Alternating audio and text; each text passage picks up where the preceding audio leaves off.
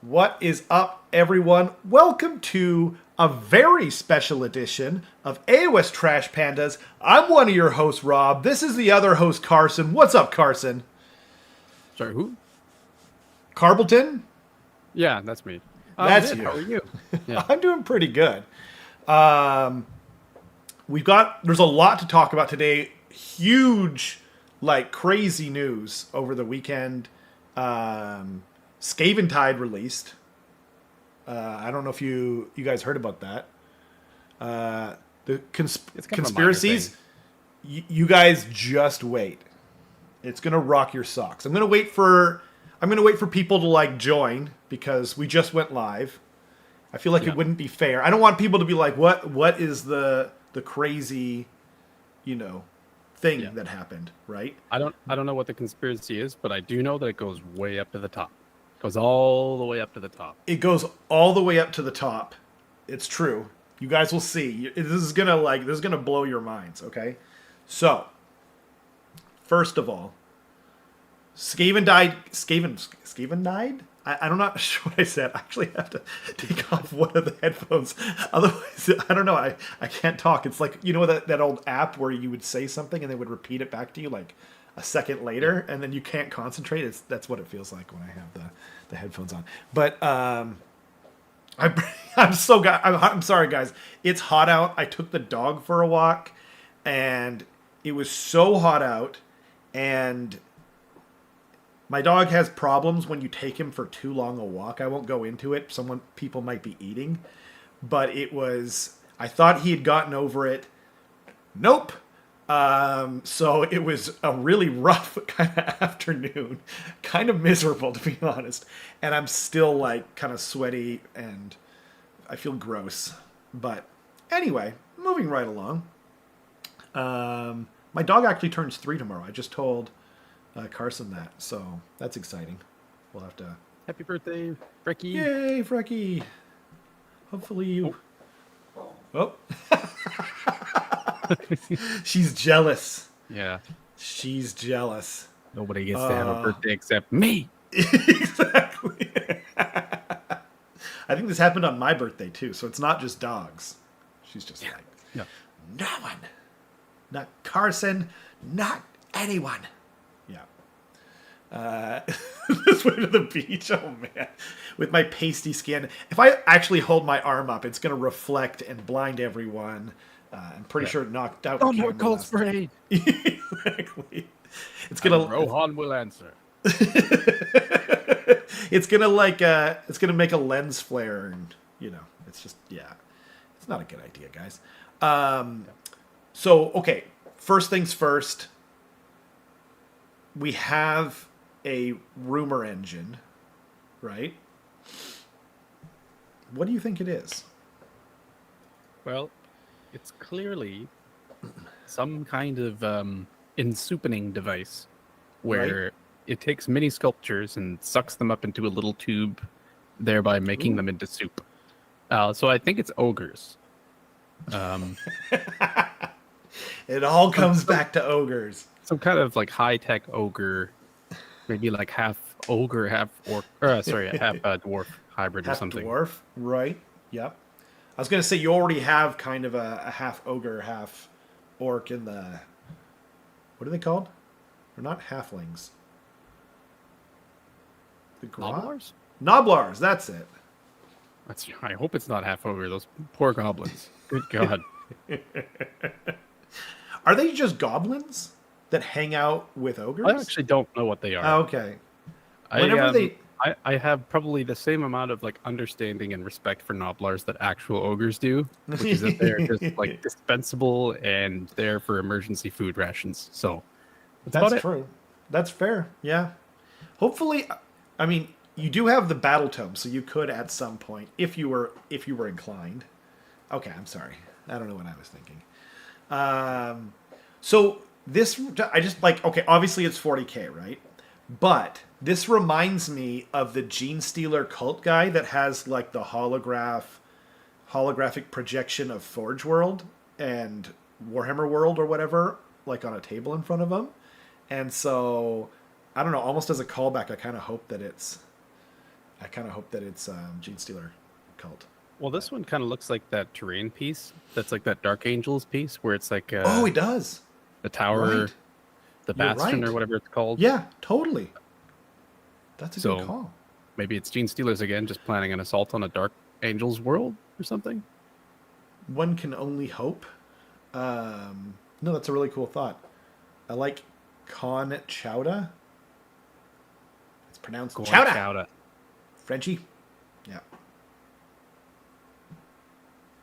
It's true. Okay. I feel like I've kept everyone in suspense long enough. Okay.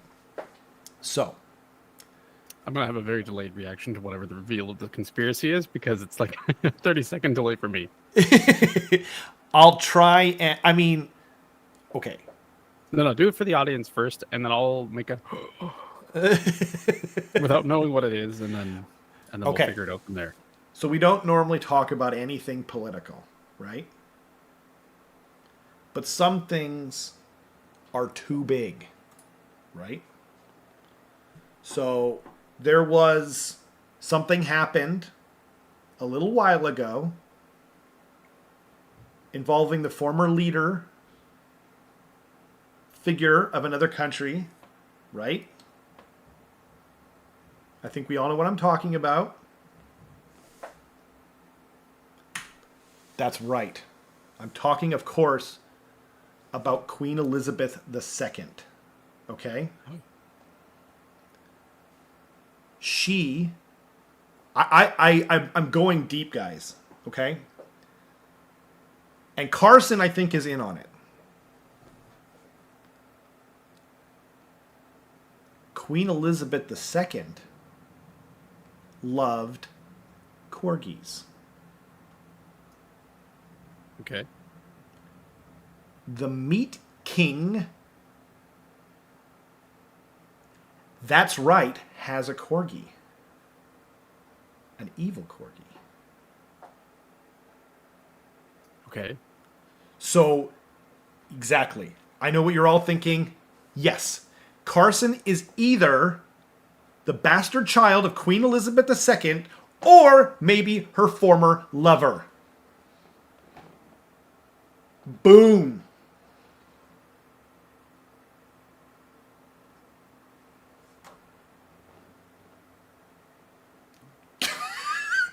I can't even stay in control of the movie. His camera followed you out of there. Oh man, I wish I could instant replay that. God dang it. Yeah. See? Got him. Whoa. My headphones. Can neither confirm nor deny. Exactly. Some things, guys, are just too big to not bring up. Okay? Anyway, I know that was a big bombshell. We'll all try and recover from what just happened. Put on a brave face.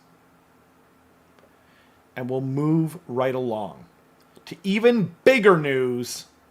Scaventide came out over the weekend. I got my copies. Did you guys get your copies? I'm so excited. My copy is in the mail. Is it in the mail? I think so. We'll see if That's BT Crunch awesome. tunes in. Then I'll know. Did he by chance, like, did he buy it from GW or did he buy it from... No. Damn. Yeah, they're apparently like the journal thing. Oh, really? Yeah. I didn't get a journal thing. Apparently he's sending that over. Oh, yeah. That's also nice. It says, Carson, does that mean that you can knight people at next year's White Coast GT? Sure can. Yep. You'll be a knight of something. You'll be knight of the meaty corgis. I'll say a knight of the spiral cap, because we have a little spinny cap. That's true. If it's at the event only, otherwise it's got to be either meat or corgis. I'm the Duke, after all. So. Yep. Or meaty corgis. Duke Wellington of Scaventon. You got yours, Sam? Awesome. It's still in the mail, Matthew. Oh man, I guess you gotta wait. By the way, if anyone, so I bought it from my local game store to support them. But a part of me is regretting it just because, like, those coins, I just want the coins so bad. Like, it's so ridiculous. So if anyone got them, maybe they're a Stormcast fan and they don't care, let me know. Join the Discord, and I'd be happy to throw a few bison bucks your way. I just realized no one knows what I'm talking about. A bison buck is a thing from Street Fighter, like M. Bison, the bad guy. There's like a money. Anyway. I guess there might be bison bucks at next year's... Battered bison? Battered bison, thank you. They might be deep fried. I don't know. Moving right along. Yeah, me too. I'll be looking for them. Anyway, so they also talked about some new starter sets. Did you see these? I didn't what get do you a chance guys to look at. think? Okay. Well, I mean, Here, I'll take a look at them now. you will need to see them. Yeah. So there is the introductory. I mean, they always do this, right? The best deal. Actually, oh man, I meant to bring up another picture. I've seen a lot of people. This is blowing my mind. I saw a video pop up, and Alex showed it to me actually. And I saw. I also came into my feed on my other YouTube account or whatever, and I've seen a lot of people talking about this, and it's breaking my brain. People are saying, I guess Scaventide isn't that popular, right? And I'm going, there's no way. Like, GW, first of all, doesn't give us sales figures. But, like, all the local stores were, like, are selling out. And they didn't even sell out of Leviathan locally. Like, you could buy Leviathan for, like, 2 or 3 weeks. And that's 40k, and that's Tyranids. And Tyranids are one of the most popular factions in 40k, right? And it blows, it kind of annoys me. And, like, people are, like the video that Alex sent me said, like, Age of Sigmar a flop, and he wasn't saying, like, he agreed with it, obviously. He put, like, sigh or something afterward. And it's just like, come on, people, you need to think, right? So they came out with Indominus. I don't know if you guys remember this. This is 40k 9th edition. And it sold out so well, and so much, and it was during the pandemic, too, by the way, that no one could get a copy, and the scalpers were going crazy, and everyone was angry at GW for not making enough, so that they created this, like, third-party market where people were scalping at crazy prices. And then GW was like, we'll, make them to order. We'll have enough. Don't worry about it. You know what I mean? And so everyone was pissed at GW. And now they make enough copies in Leviathan, and they make enough copies for Scaventide, and everyone's like, I guess it's not selling that well because it's not selling out. It's like, you can't... It's just so unreasonable. You know what I mean? It's like, they made enough copies. Like, I don't see any proof of that. Our local store ordered like a bajillion of them, and when they didn't know, like, I bought 2 copies, right? And then they were basically saying like if you didn't pre-order, then I don't know if we have a copy for you. And I was like, no, I pre-ordered. I might be first, I might be second, but I'm not far off of there because I pre-ordered before it was officially announced, like before I knew the name for it. I was like, I know there's Skaven in there, so put me down for 2 copies, Anyway, so it's just, I don't know, that annoys me, and I don't have a graphic ready, but I was basically partially just stealing time so that Carson could look up these introductory sets. Did you find them? Yeah, I found them. I found them like 6 seconds after you started talking. Okay. Well, I'm still glad I got that off my chest because it's so dumb. Like, a lot of people, like, they're still haters back from the old days of AoS 1 where people want the game to fail. And I think that's what it is. Because most of those channels, like, I looked at that channel that was like, is Age of Sigmar a flop or whatever? Is Scaventide a flop? And he doesn't do any content about Age of Sigmar. So he doesn't even know anything about Age of Sigmar. And that's fine. Like, I don't... people are allowed to make content about whatever they want, but it doesn't mean we don't get to make fun of them, right? Yeah. Well, there's always going to be stuff like that out there.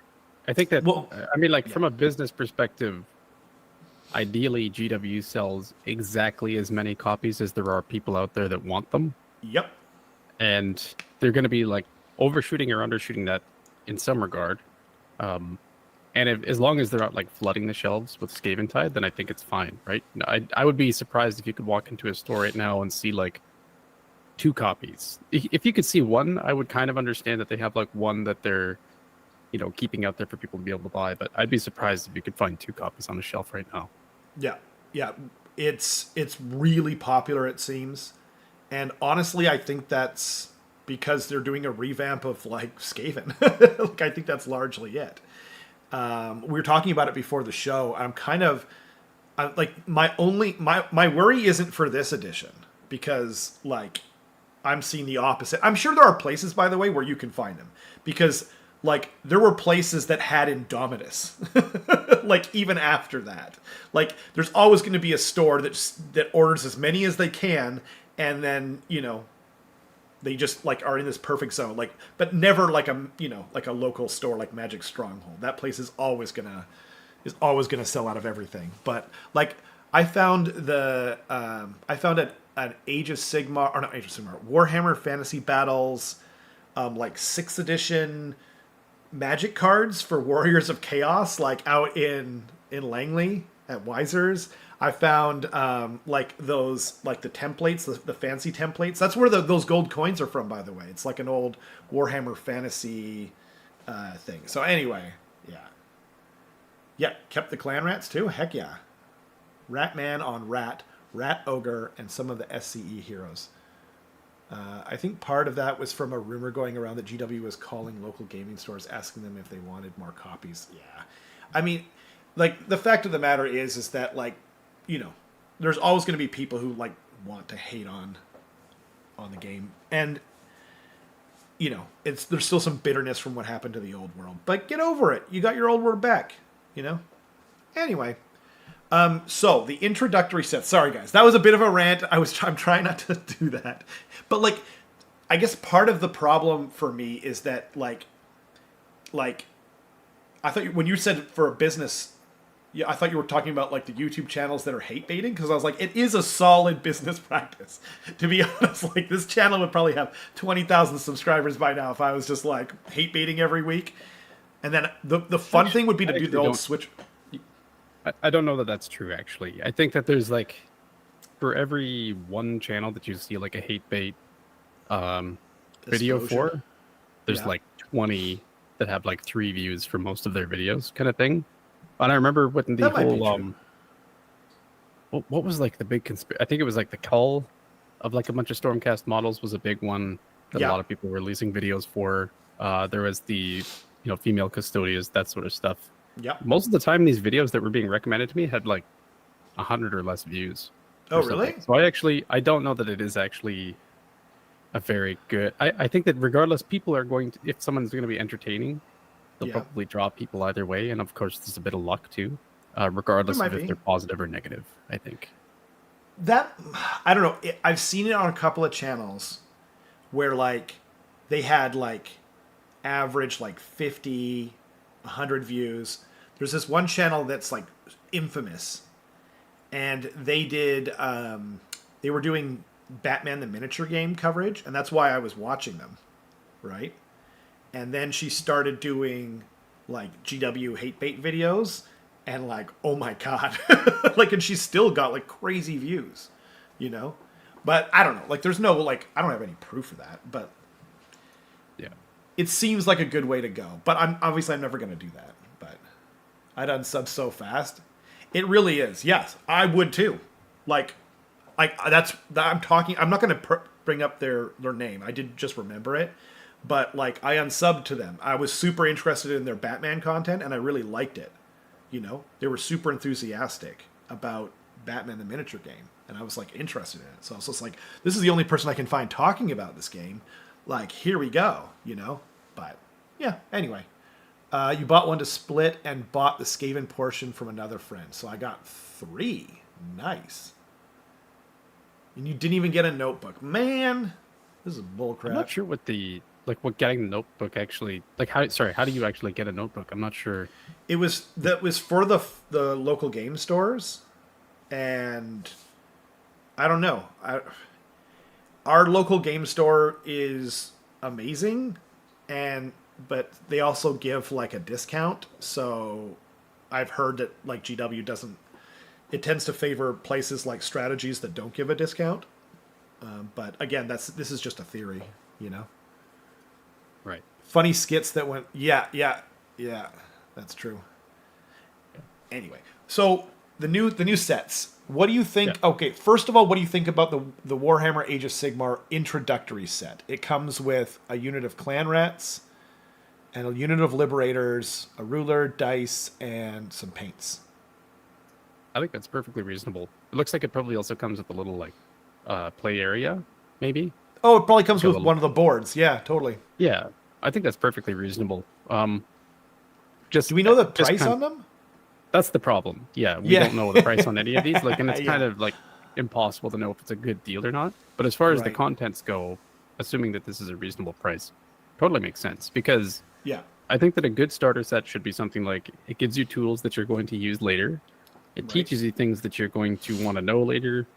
And it's not like crazy overpriced. So we know so far I see two of those things. Like, you're probably going to be using clan rats. You're probably going to be using well, maybe not, but like it's there's a decent chance you're going to be using liberators or something. I think so. Yeah, I mean, I think both of them. 12-inch stick is great. Dice are fine. Yep. Yeah. And paints great. Yep. Exactly. Is it paint brushes too? I think it comes with one, but you know, and I had a couple of people say, "Welcome, Braden. Welcome, everyone." Matthew, Sam, Big Ron, Ladivicus, Jason. It's a very green chat today. It is. I approve. Yeah. Absolutely, I do. I actually, like, I was talking about it with Kenrick, and he was saying, like, I wish the starter sets just came with one army, so I didn't have to deal with splitting it and stuff. But I do think it's a good business model. Like, you get into it with a friend, and then you have someone to play with, you know? I think the starter sets for one army are what the spearheads are supposed to be. Exactly. Yeah. No, that's... Yeah. And then I think, so if we go on to like the actual... so there's the starter set, and then there's the ultimate starter set. So there's the next one up is the starter set. And just so, in case people are listening and painting, which I wholly approve of, it comes with a unit of 20 clan rats, a gray seer, an engineer, 3 rat ogres, and then it comes with liberators, I can't remember the names of them, the flying guys, prosecutors. Nice, yes, and spear guy, that's his name. Yeah, spear guy, the spearheading. And his trusty friend, Griff Dog. Griff Crow. That's it. Yeah, Crow Dog. No, this one, it kind of seems like what they're doing is making like a gradient between literally one unit on either side all the way down to Skaven Tide, which is like actually probably like 1,000+ points each. Right. So like an actual decent start to an army. Yeah. And I have a feeling that people are probably gonna figure out like which one's the best value. And then just I think they're either going to go like fully just dipping their toes in with just one unit, fully in and do Skaven Tide, or maybe there's going to be one that's like a particularly good value that people buy out of these. I think this one's going to be the best value. Maybe. Think so? Or so. Well, I was looking at it earlier and I didn't have a chance, but okay. So before then, there is 2 rulers in here. There's also dice, and so this is the one I think I was leaning towards. Never mind. The ultimate, never mind. Okay. I mean, Skaven Tide is the best value for sure. Because like I'm certain that this starter set, because like they always do this since, what was it? I think since Indomitus they've been doing this. Because now the starter sets aren't a permanent product that they keep in stock. These things are. And so I remember comparing them, and like those Indomitus type sets are always the best value, but they're way more, obviously, right? But this one comes with, so the ultimate also comes with a the hero characters. So either the Claw Lord on Knobbeast or the guy on Stormcrow, Lord Relictor. Is that right? Anyway, the super badass crow monster riding guy. Those two heroes. But then it also comes with terrain. So this one might not be as good because we've never had terrain in like a starter set before, like Scaventide. So I could see this being like, yeah, we want this much money for this terrain that you're not that into or whatever. So I don't know. Like I think a lot less. I think more people now are playing at home than before the pandemic, but also like a lot of people who, if they don't have a table, then like, is it going to be worth it to pay for, like, once we know the prices, right? But I don't know. Yeah, I suspect that the ultimate starter set is going to be like probably the best thing for people to actually start the game with, because as we see below, like it gives you Fire and Jade. Each of these is like the sub spearhead. Each of these is like the sub spearhead that comes in Scaventide already. Totally. So these are like fully fledged spearheads. Like you can play an actual full game with this of spearhead. Right. And it comes with all of like the terrain and the map and the cards and stuff for spearhead. So I think that this is probably what a lot of people will gravitate towards. And as long as they keep it cheaper than just simply buying 2 different spearhead boxes, I think that it's going to be selling pretty hot. Yeah, I think so. The only thing you don't get in here are the Giselle and 1 unit of Clan Rats compared to Scaventide. There's a couple other things. That's on the Skaven side, but there's also not the Night Quester. Yes, sorry. And obviously, I mean, and then there'd be 1 unit of Liberators missing as well. Yeah. So the equivalent. But, like, I'm just trying to think about it, like, if I'm going to go into this with a friend, right? Like, what would I get? Obviously I'll get Scaventide because I'm all in. But is the cost, I don't know. Like, it's not, like, considering, like, how much they'll probably, like, overvalue the Clan Rats that are in there. Like, a box of, like, Giselle, that's not that big a deal, frankly. You know what I mean? So, like, I could even see getting this over Scaventide if I was not me. Does that make sense? If I was someone less crazy than me. It's hard to imagine. But just go with it. Yeah. JW Dalton says, I'm an avid Thunderstrike Stormcast player. I ended up passing on the box because the new Stormcast just didn't meld with my current army. I will pick the Night Quester up, but that is all. That's fair. Yeah. I think for existing players, these sets are probably not going to be particularly attractive anyway. One reason for that is because these are all push fit too. So yes, I know a lot of people really hate that.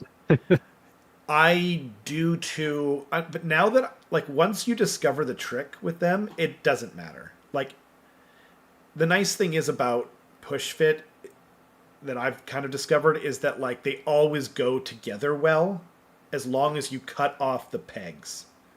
And what I do is I cut them down, and then I also make them like a point. Like, I cut them on an angle and then on an angle, so they make kind of a point. And then that way they slide in there, but they don't have to go all the way. Because the problem with push fit is, like, if the hole is like this and then this is the thing, it's designed to go in there perfectly, but then sometimes they don't quite, so it just pushes the miniature apart. So you don't have to take much off of the pegs, generally speaking, but you definitely should cut some of them off. But with my trick, I haven't had a problem with anything that I can think of in Scaventide. I haven't put together the terrain, but who cares, right? Yeah, that's totally fair. Yeah, it'll be interesting to see. I mean, it's neat to see the new starter sets. It seems like the ultimate starter set was thought out quite a bit instead of just being like a random smattering. It's actually like a full-on spearhead, which I really like. But I really, again, like, props to the GW team for, like, just making spearhead in general. I think it's a really great way to get people into Sigmar, and it'll probably be a pretty popular format in and of itself. So yeah. I totally agree, because, like, what we noticed in AoS 3 was there was people like us that are playing all the freaking time. And, and, like, I'm not into the tournament scene, but I'm still playing, as many games as I can get in each week. And so, like, stuff where, like, that's the main part of Age of Sigmar is designed for people like us that are playing enough where we want a GHB every 6 months. We don't want to wait a year. You know what I mean? Like it's true though, right? Yeah, it's nice to have change. Yeah, exactly. But then, there are people that play once a month, and for them, just like a spearhead game is perfect. I was talking to my friend Rob, not me. I do talk to myself, but that's not what I'm talking about right now. And he was like, "Yeah, I'm gonna play Spearhead with an old friend of mine, my very first opponent I ever played with." He's like, "Do you remember him?" I won't say his name just in case. You know what I mean? You never know. And so you don't know him. Like I haven't even talked to him in a couple of years, right? So, gotcha. But anyway, he was like, "Do you remember him?" And I was like, "Of course I remember him." He was like the first person. Him and Jason were the first people I ever met in the Age of Sigmar community. And anyway, so it's like, yeah, I remember him. He was my first game of Age of Sigmar ever. Played Skaven versus Death at the time. I think it was just Death. It was way before Legions of Nagash was even a twinkle in someone's eye. But forgot about that. It was just Grand Alliances. Yeah, it was just Grand Alliances. So I was playing Chaos, but it was Skaven because that's all I had. And he was playing Death. And I remember he had like what's it called? Like a skull catapult? Screaming skull catapult or something like that. And yeah, it was nuts. Base size didn't matter. We were using square bases. It was crazy. What a time to be alive. The absolute Wild West. And speaking of Wild West, we've got Tacoma this weekend too. That's true. Be, definitely a big Wild West. We will be talking about that for sure. Yeah. What's next on the docket? Well, so next on the docket, I have... Oh, I accidentally opened it twice. There is the Hell Crown thing. And the only reason I'm bringing this up is... Oh, it's a little bit small. But you can kind of see that the votes are going in. And the Skaven are well ahead. And obviously no one's actually playing finding out the result and then doing it, right? It's just like, which faction is more popular, But I find that interesting. And so, yeah, I mean, actually, who was in there earlier? What meet are you looking forward to in Tacoma? Oh, Carson. You've come to by the way, welcome, AoS Coach. Thank you for joining us. Nice to see you in the chat. I see you got baited by our title also. Gotcha. We're going out for tacos, I think, and that's going to be good. Nice. As far as like army meat, I'm looking for that sweet Luminev meat. Ooh. It's going to be... I think that's going to be the toughest competition, but it is a delicacy. Yeah. I'm looking forward to it. They do seem like the faction to beat right now. Like, they seem like they might be a little overtuned. We'll see. Not totally sure because it's still early days, but yeah. Andy and I had a low-tier Skaven versus Sylvaneth battle over the weekend, and it was really fun. I rolled I think it was 6 or 7 ones on my Warp Cog roll out of 10 rolls or something. It was insane, right? And it was looking like I was definitely going to lose. And then I got the turn and I crawled my way back in and I ended up taking it because, you know what I mean? But I think that the major thing that we both learned from that game was you cannot leave people's endless spells out. If you can dispel them or whatever it's called, banish them, you need to get rid of them because, yeah, it totally changed the game. So. Or just punch them. That works too. But yeah, if you can do that, we're having a low tier battle. I was taking just mortal wounds pretty much instead of getting, and I didn't get a single extra rend on my Warp Cog. That's why I'm kind of leaning towards the menagerie, the flesh meld menagerie. I can't remember. anyway, the Mulder one, because like even though you're twice as likely to get the D3 mortal wounds, they heal. And if you get a 5 or a 6, you get a ward. And like the value on that is so much higher, especially on a unit that does heal. Yeah, I don't know. Yeah. I'm thinking about it. But I need more rat ogres. So. AoS is, very swing, or not, I don't want to say swingy, but it's like, it's much easier to come back this edition, I think. Really? Especially because I feel like, it's built such that you can't, it's very difficult to score 10-point turns. I think that's the biggest thing. So you're most likely scoring like 6 to 8 points a turn. And then I think that even if someone is like losing, previously in previous editions, like if you're a full turn and points behind, it's like you're probably not going to catch up. And that's mostly the case here too. But you can really run away with point scoring in this. Like if you get like 2 10-point turns in a row, turn 4 and 5, like I could easily flip to a victory in your favor. Yeah, I was the underdog down by 1 point, but like I was losing most of my stuff, and that underdog, that extra CP, and changing the objectives to being, I forget what one we played. It's the one with the home objectives, and then you can switch it so that you can pick 2 objectives that you control or whatever, essentially, and then now you're scoring a lot. And what by being down by 1 point, I ran away with it. It was kind of crazy. Yeah, that happens a lot. And also, one thing I kind of wanted to set straight, the stream that we did on Saturday, I actually don't think that it was like you needed to have called it at that point. And I just want to say to everyone that like the biggest reason why we ended the stream at that time was because it was very hot in the room and we didn't want to damage the camera equipment. Yeah. That was the number one reason. We might have already damaged it because it shut off like 6 times during the stream in 3 hours. I'm going to pretend I didn't hear that. And then everything's going to be okay. Yeah. I don't know. Luckily it's still under warranty, according to Kenrick. So, okay. Here's hoping. Here's hoping. Also, Delicious Relish says, "Is LRL good?" Yes, I think they are very good. I think they're very good. they have a lot of really, really powerful tools, and they also have they're not particularly overcosted, and they have multiple play styles that are all valid and all very good. I think that if someone wants to lean into Venari, it's very good. If they want to lean into the Kangaroos, it's also very good. And if you want to do all stone stuff, that might be the weakest of the 3, but it's still quite good, I think. Right. It's really, they're in a really good spot right now, I think. Yeah, our buddy Alex, who's a very strong player, we were all kind of going into this edition thinking Iron Jaws are maybe really strong. And then he took them out and he was just like, oh man, they suck kind of deal. And but he was playing against Dale's LRL.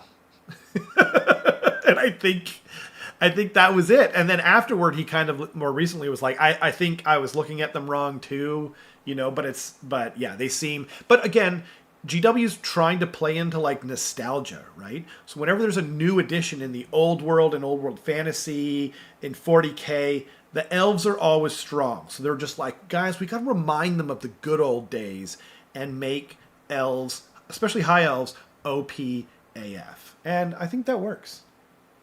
I think so too. Yeah, they did. Riles everybody up.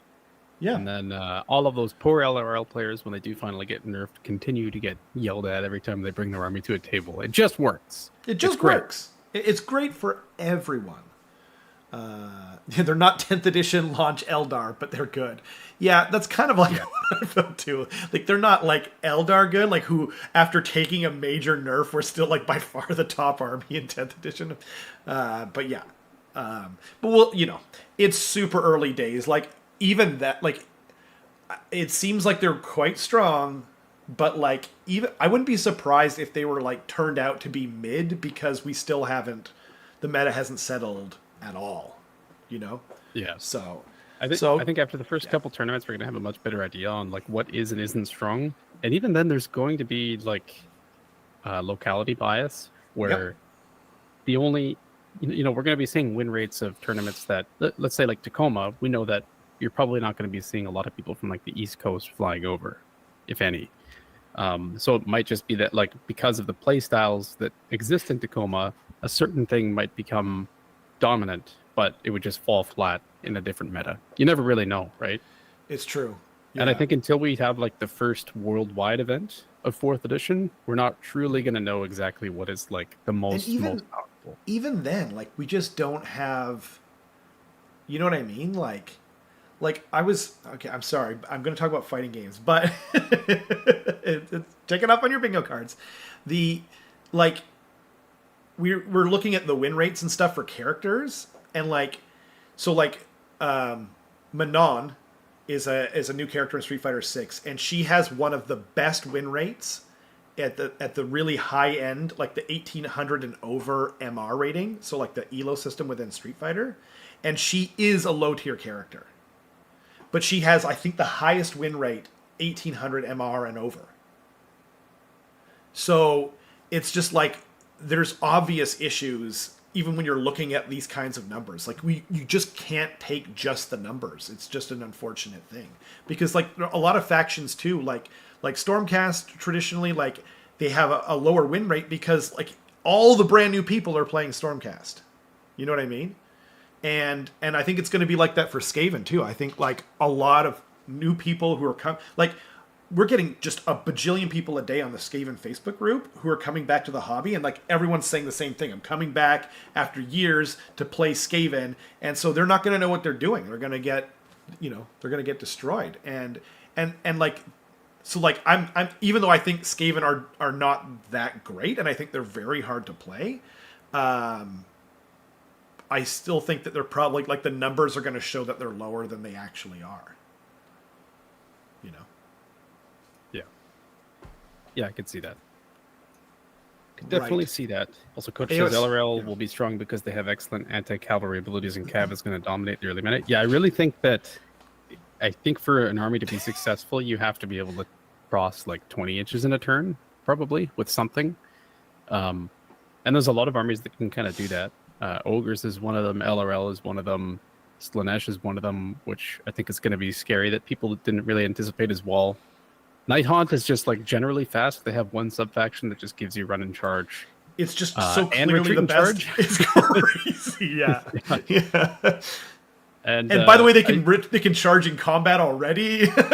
Yeah, and I think that's kind of where, like, not to say that IJ or Iron Jaws is going to be like terrible, but I think that's where we kind of got surprised to see they weren't maybe as good as we originally thought they were going to be. It's because like, even though they have Mighty Destroyers with a unit, they're move characteristic 4 with their foot soldiers, right? Right. Which just doesn't cut it when you're seeing like Slick Blade Seekers run 20 inches and then charge and reroll the charge and just like nuke them, right? Yeah. It's not. It doesn't really matter if you can't get to your opponent. Absolutely. In early game battle tactics, there's a lot of positional ones too, right? Seize the center. It's not like that's positional, but it's really good if you're able to kind of like get away as well. Take the flanks is big, take their land. Like being able to kind of dominate the flanks, I think is going to be a really important part of like establishing board control. And Iron Jaws just kind of doesn't do that, I think. And by the way, Coach, in case you were here for the controversy, I was, of course, talking about the Queen Elizabeth II. That's what that was about. Yeah. I'm pretty sure Carson is. And we're not going to give any more context. Okay, fine. But yeah, what was it? Keith was saying Warhammer Weekly told me that Cities of Sigmar Humies are perfectly okay and perfectly fine. That made me happy. We really just don't know though. I'm sure they are fine. To be honest, I think everyone is fine. Like, and I remember Vince was complaining about Slaanesh, and I can't repeat what people call Matthias locally, but people know Matthias came in second a couple of years ago in the grand finals at Warhammer World Championship or whatever, and he's known as kind of a tier enthusiast, shall we say. And is he playing Slaanesh, or he's at least talking about it? Yeah, he played it at our Garden Hammer on Sunday. Right. But I can neither confirm nor deny for his sake because he's my teammate. Yep. Whether he's bringing it to Tacoma or not. But he's at least pondering it. He's at least thinking about it. And that's what kind of made me realize they were scary. I was like, oh, like your hammers are even faster than mine. And ogres are fast this edition. Ogres are crazy fast. Can confirm on that. Yeah. But it's like what Eric was saying about Slaanesh was like giving someone a 12-inch charge doesn't matter if they can't get into range of you to make a 12-inch charge, right? And you're so much faster than them that you get to just control all the movement. It's going to be interesting, but and chances are they're not going to do that until they have to. Like, you really only need to euphoric killers 1 unit per turn, or per battle round. Mm-hmm. Until it's like time to end the game, essentially. Then it's like, cool, enjoy your 3 dice. Enjoy your 3 dice. Yeah, you're gonna be gone. Yeah, exactly. Oh man, let's just ignore 60 hammer spam or 5 battle mage list. Oops, we did it again. Cities is fine. Oh man, I have not been paying attention to all the factions, unfortunately. Yeah. I haven't had enough of a chance to actually take a look at cities, so I hope I don't get surprised by that. But I remember seeing a meme list that was like 17 battle mages or something silly, which I loved. Wow. It's just fireball. All of them. It's just like taking all the auxiliary units, but it doesn't matter because unlimited fireball spam? Is that the idea? Oh, I have no idea how it works. I just thought it was funny. Fair enough. Yeah. You're waiting to hear Vince eat his words about pestilence. Oh, interesting. I haven't had enough time to watch a whole lot of content. Actually, AoS Coach is one of the few ones I still watch, just because I can put it on in the background and just listen to some expert talk about, you know what I mean? Like what to know, you know? Yeah. But speaking of, I'm actually going to be recording the Ogres episode with him on Monday. So, oh, cool. If anyone has any questions about that, he's got a suggestion box channel in his Discord that you can put questions in there. Don't worry, I will still do an Ogres deep dive on this channel too, where I'll bring out the charts and the math and stuff like that as well. But yeah, sick, awesome. I think we should try and do that with like more than just Ogres. I think we should try and do it like I want to do it for Skaven as well, if we can. I know that we're gonna get a book or whatever pretty quick, but so. Maybe we'll wait for that. Maybe we won't. You know, I was planning on bringing it up with you, Carson, and then I didn't. I forgot. So I'm bringing it up right now. Anyway, by the way, so a couple of interesting things. So a lot of people are freaking out about the app, especially in Canada. Save the charts for Saga. He's like, please keep your charts off my show. I want them to stay awake, damn it. Please don't show your vanilla Excel charts on screen. People really liked your Ogres deep dive though. Like I was getting messages or like notifications on that video like not that long ago, like maybe a week or 2 ago. Like someone put a new thing on there, like I hope you're going to do this for AoS 4. But anyway, so before I forget, a lot of people are freaking out about the app, especially here in Canada, because you can't get a subscription to Warhammer Plus because our stupid government made it blah, blah, blah, blah, whatever, right? We already covered this, right? But I didn't know this. So if you're in Canada or if you really don't want to get Warhammer Plus because you can't get the app on its own. Now you can, it looks like you're going to be able to, is this confirmed? You are going to be able to make one list in perpetuity? Okay. So, so like it's not the end of the world and you'll have access to the rules for your faction through your book code and the war scrolls presumably in perpetuity as well. So it's not going to be that different than the old AoS app except where you can only make one list, you know, after this. So it's not the end of the world. And by the way, I hate to say this, the new app is awesome. Like the new app is fast and it's easy to understand. Like it's way better than the old app. It's really good. But again, so the only nitpick I have with it is that Please. It has a lot of nested menus. Like they're very... That's true. Yeah, if you're like looking up your sub-faction, you have to like click down and then like you almost can't even find where to... But it's still way better than AoS 3 app because it was like, okay, there's a problem with...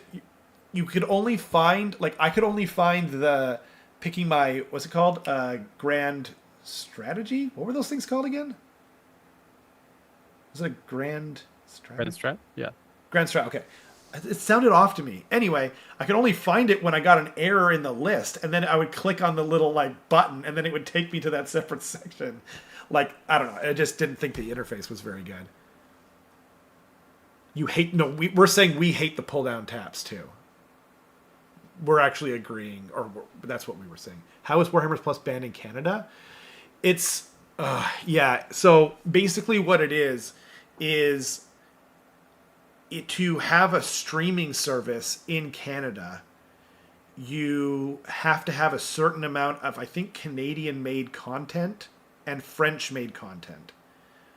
And it doesn't matter that they only have 4 shows. Apparently, like, still one of them should be, like, in French or something, according to the Canadian government, which is, of course, absurd, and no one's going to do that. It's not even worth it for GW. So, like, I can't even get mad at them for not wanting to do that. It's very frustrating, and it has to do with one of the provinces in Quebec, like, basically trying to kill off their own language by making more and more crazy.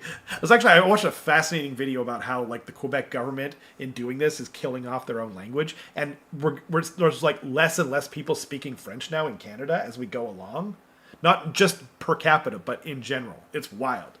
Anyway, so because they're requiring that and Warhammer Plus doesn't meet those standards, they basically the Canadian government outlawed Warhammer Plus.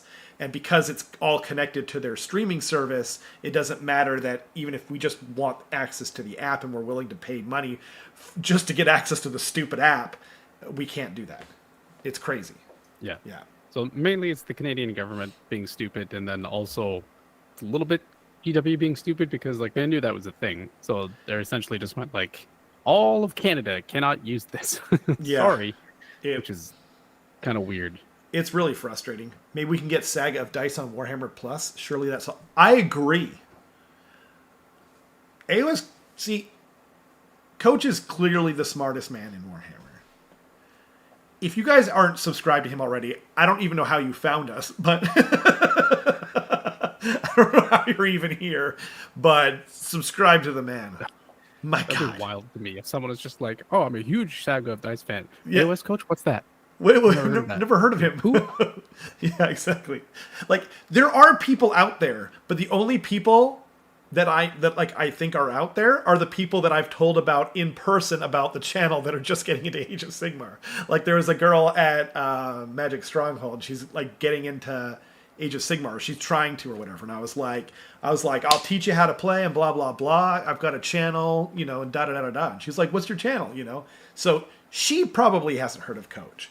But she hasn't heard of anyone. It won't be long. It won't be long. No, of course not. Like, I'll tell her myself. Like, you should first subscribe to AoS Coach, and then if you've got time, come back and subscribe to us. The fact that Warhammer Plus doesn't have a community section is wild. Yes, that's true. This is also true. People know us. This is true. We are infamous. I mean, famous. That's the word I was looking for. Nincompoops. Yeah.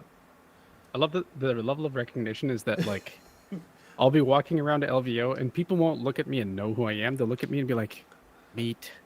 Meat. Just like thinking, like, why am I thinking about meat right now? I don't understand. Like, I literally had one guy, I was at a table diagonally from me. He's just like, you're the meat internet guy. And I was just like, yeah. That's like, amazing. Sure am, buddy. You're the meat internet guy. God dang. Oh man, I think that's even better than Meat King Carson. I gotta say, like, you're the meat internet guy, man. The Mortark of meat. I'm the Mortark of hype. I wouldn't go that far. Now it's coming across as a little sarcastic, Coach. Okay, I appreciate it though. We love you. We know you're the best. Your library is full of mahogany. I don't know what that means, but I loved hearing it. I mean, I have a lot of... Teal Moonstone asks, just curious, what do you think of that Seraphon tease that was a few months ago? I assume you're talking about the Temple Guard? Yeah, that's what we think. Then, yeah, it's to me, it kind of says that Seraphon is maybe one of the first Order armies that's going to come out. Right. Just based on what we know about, when we see rumor engines and when we actually get stuff from those rumor engines. So right. Well, and before that, there was those like IDK-ish looking things with like the corally looking bits and stuff. So I could see that rumor that we heard about a little while ago possibly being true. I don't know. Oh, Anchorman. God dang, it's been so long. I haven't seen it in a while. Oh man. Every time I think Anchorman, I just think I chugged a whole bottle of ketchup thinking it was a Chateau Neuf de Pop. Like, why didn't you stop? I'm blind. Oh man, I don't remember. I need to see that again. There's like a couple of movies I need to watch again. I think. Oh, was it? Oh yeah. I remember thinking like Anchorman 2 wasn't as good as Anchorman 1, but still enjoying it, Still really good. Yeah. Oh, also, shoot. Joker says, I hope to play you guys at Tacoma Open. I've got the perfect gifts for you guys. I hope so too. God dang it. He's like, is Anchorman banned in Canada too? I wouldn't be surprised at this point. Yeah. Oh man, they ban everything here. Yeah. Actually, Will Ferrell is just straight up banned. Yeah, I know. He's a kill on sight. That I agree with, though. Can't have him here. Yep. Not allowed. Not allowed. Banned. Hope you get to play him too. Yeah. Yeah. Yes. Sorry, that's what I was saying originally. Yeah, I hope so too. It's gonna be me and Kenrick from the channel going down there. Yep. And a ton of people from our club. There's like 8 of us. And people who have been on the channel. Eric's been on the channel many times. Yep. Matthias has been on the channel many times. Dale's been on the channel, obviously. There's more. Alex. Is Alex going? Oh yeah, he's going. Yeah, he's going. Yeah. So yeah, Alex has been on the channel. Reluctantly. I was trying to figure out whether I should imply that he was reluctant or I was reluctant, and then I just whatever.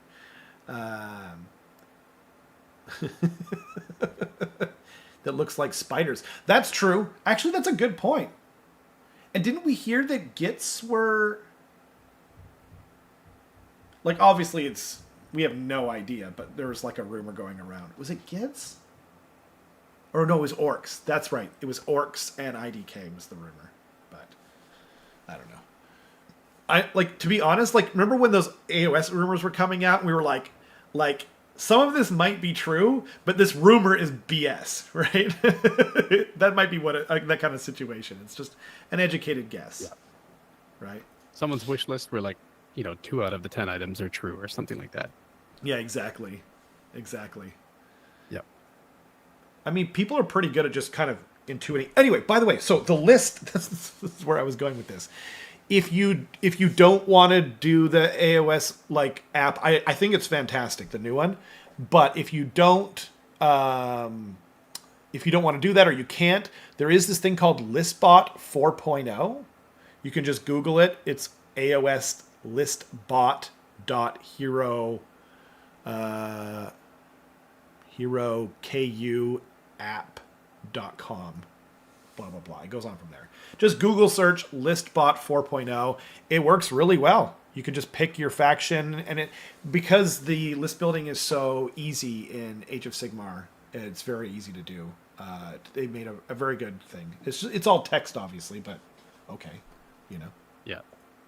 Yeah, the lists are very concise now, which I really like. It's kind of nice not having to see champion, standard bearer, musician, all of that stuff that's just kind of implied. It's just on the horse scroll.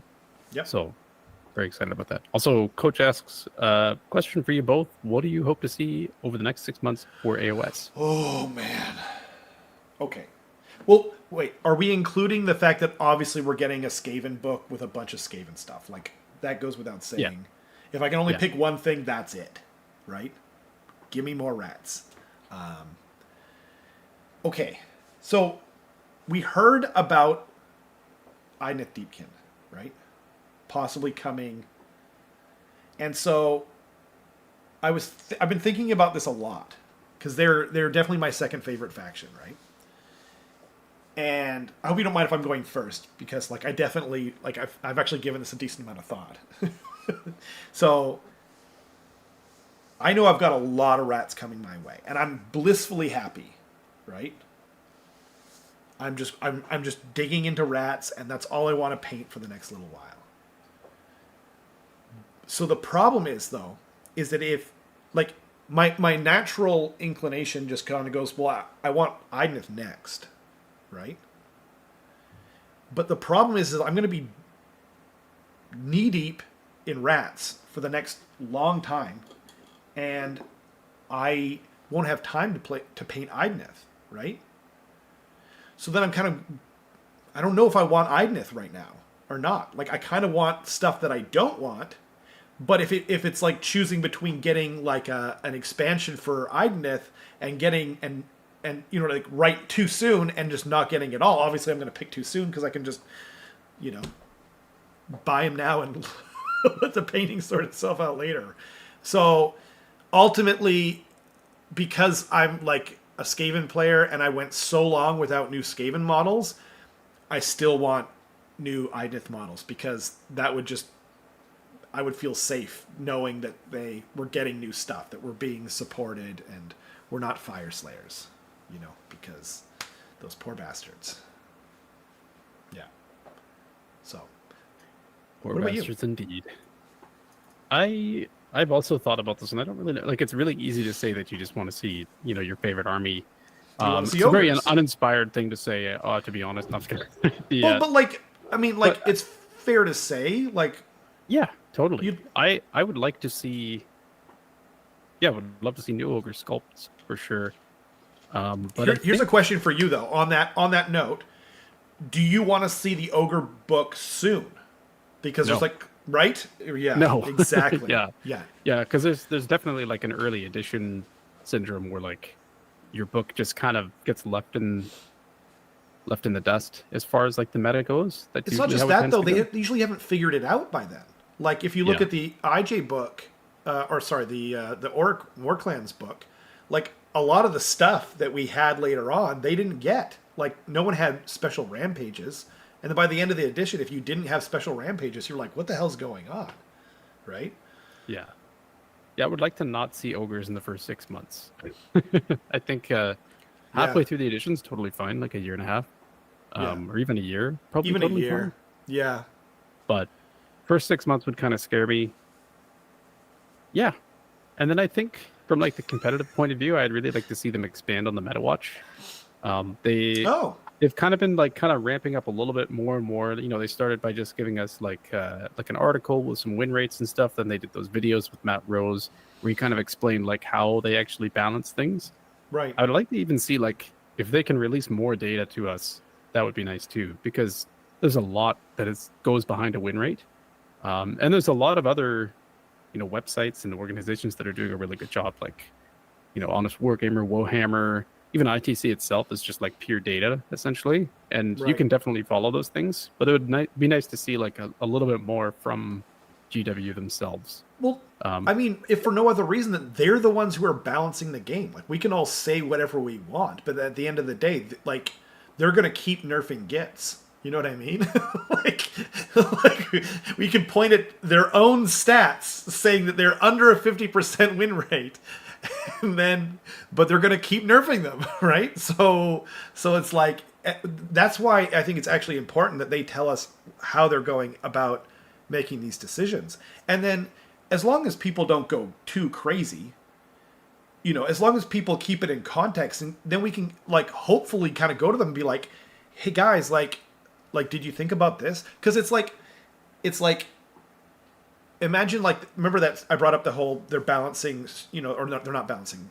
We have these statistics now by this person called Cat Cammy who compiled them all for Street Fighter, and like the win rates and the very top of the level online, right? But then if you look at actual tournaments where Manon does bad, right?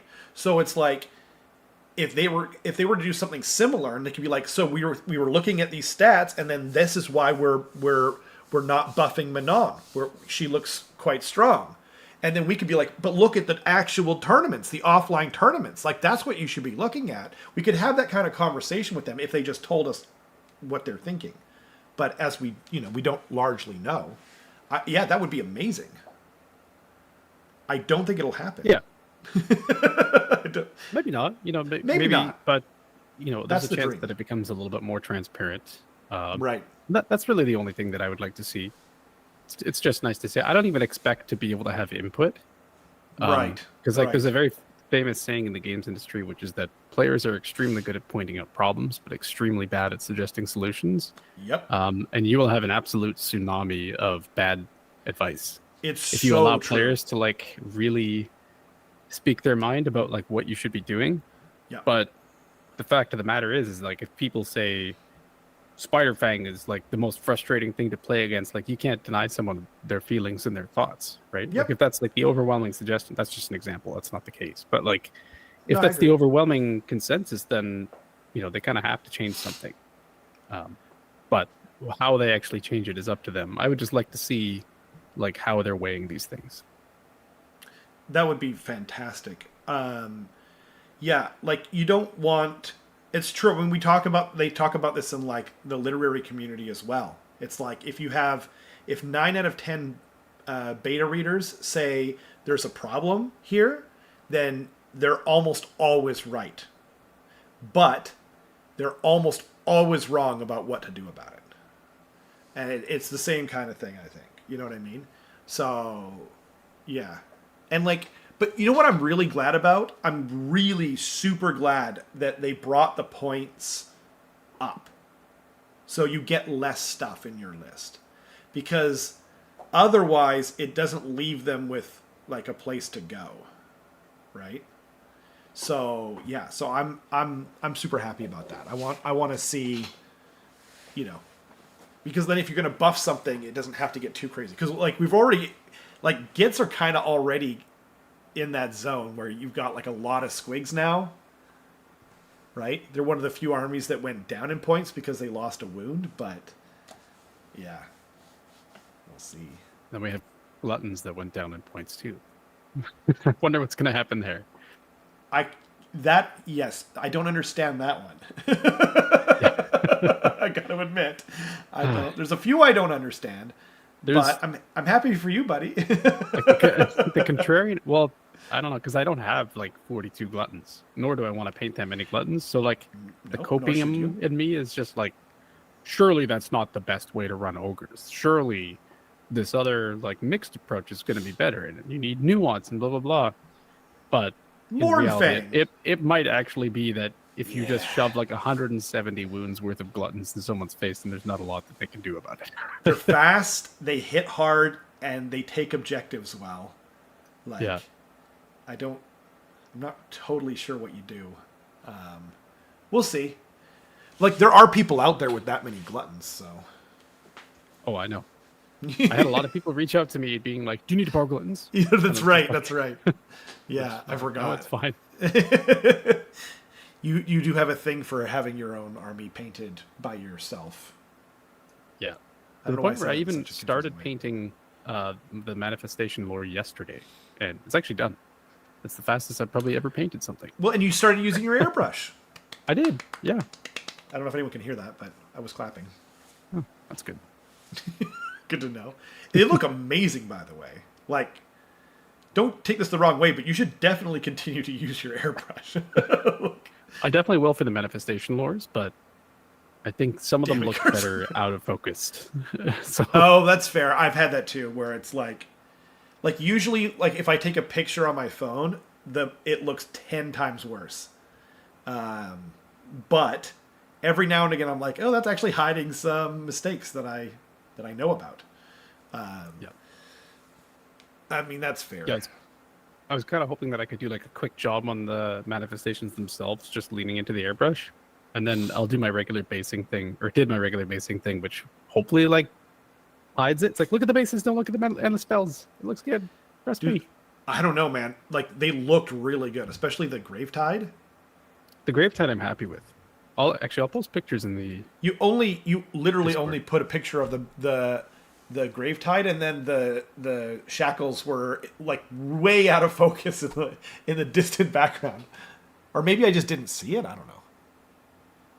Are you sending it over a book? No, I'm putting it on the sagaofdice hobby thing. I'll send it to you too. Okay. I wasn't sure if you wanted to show it.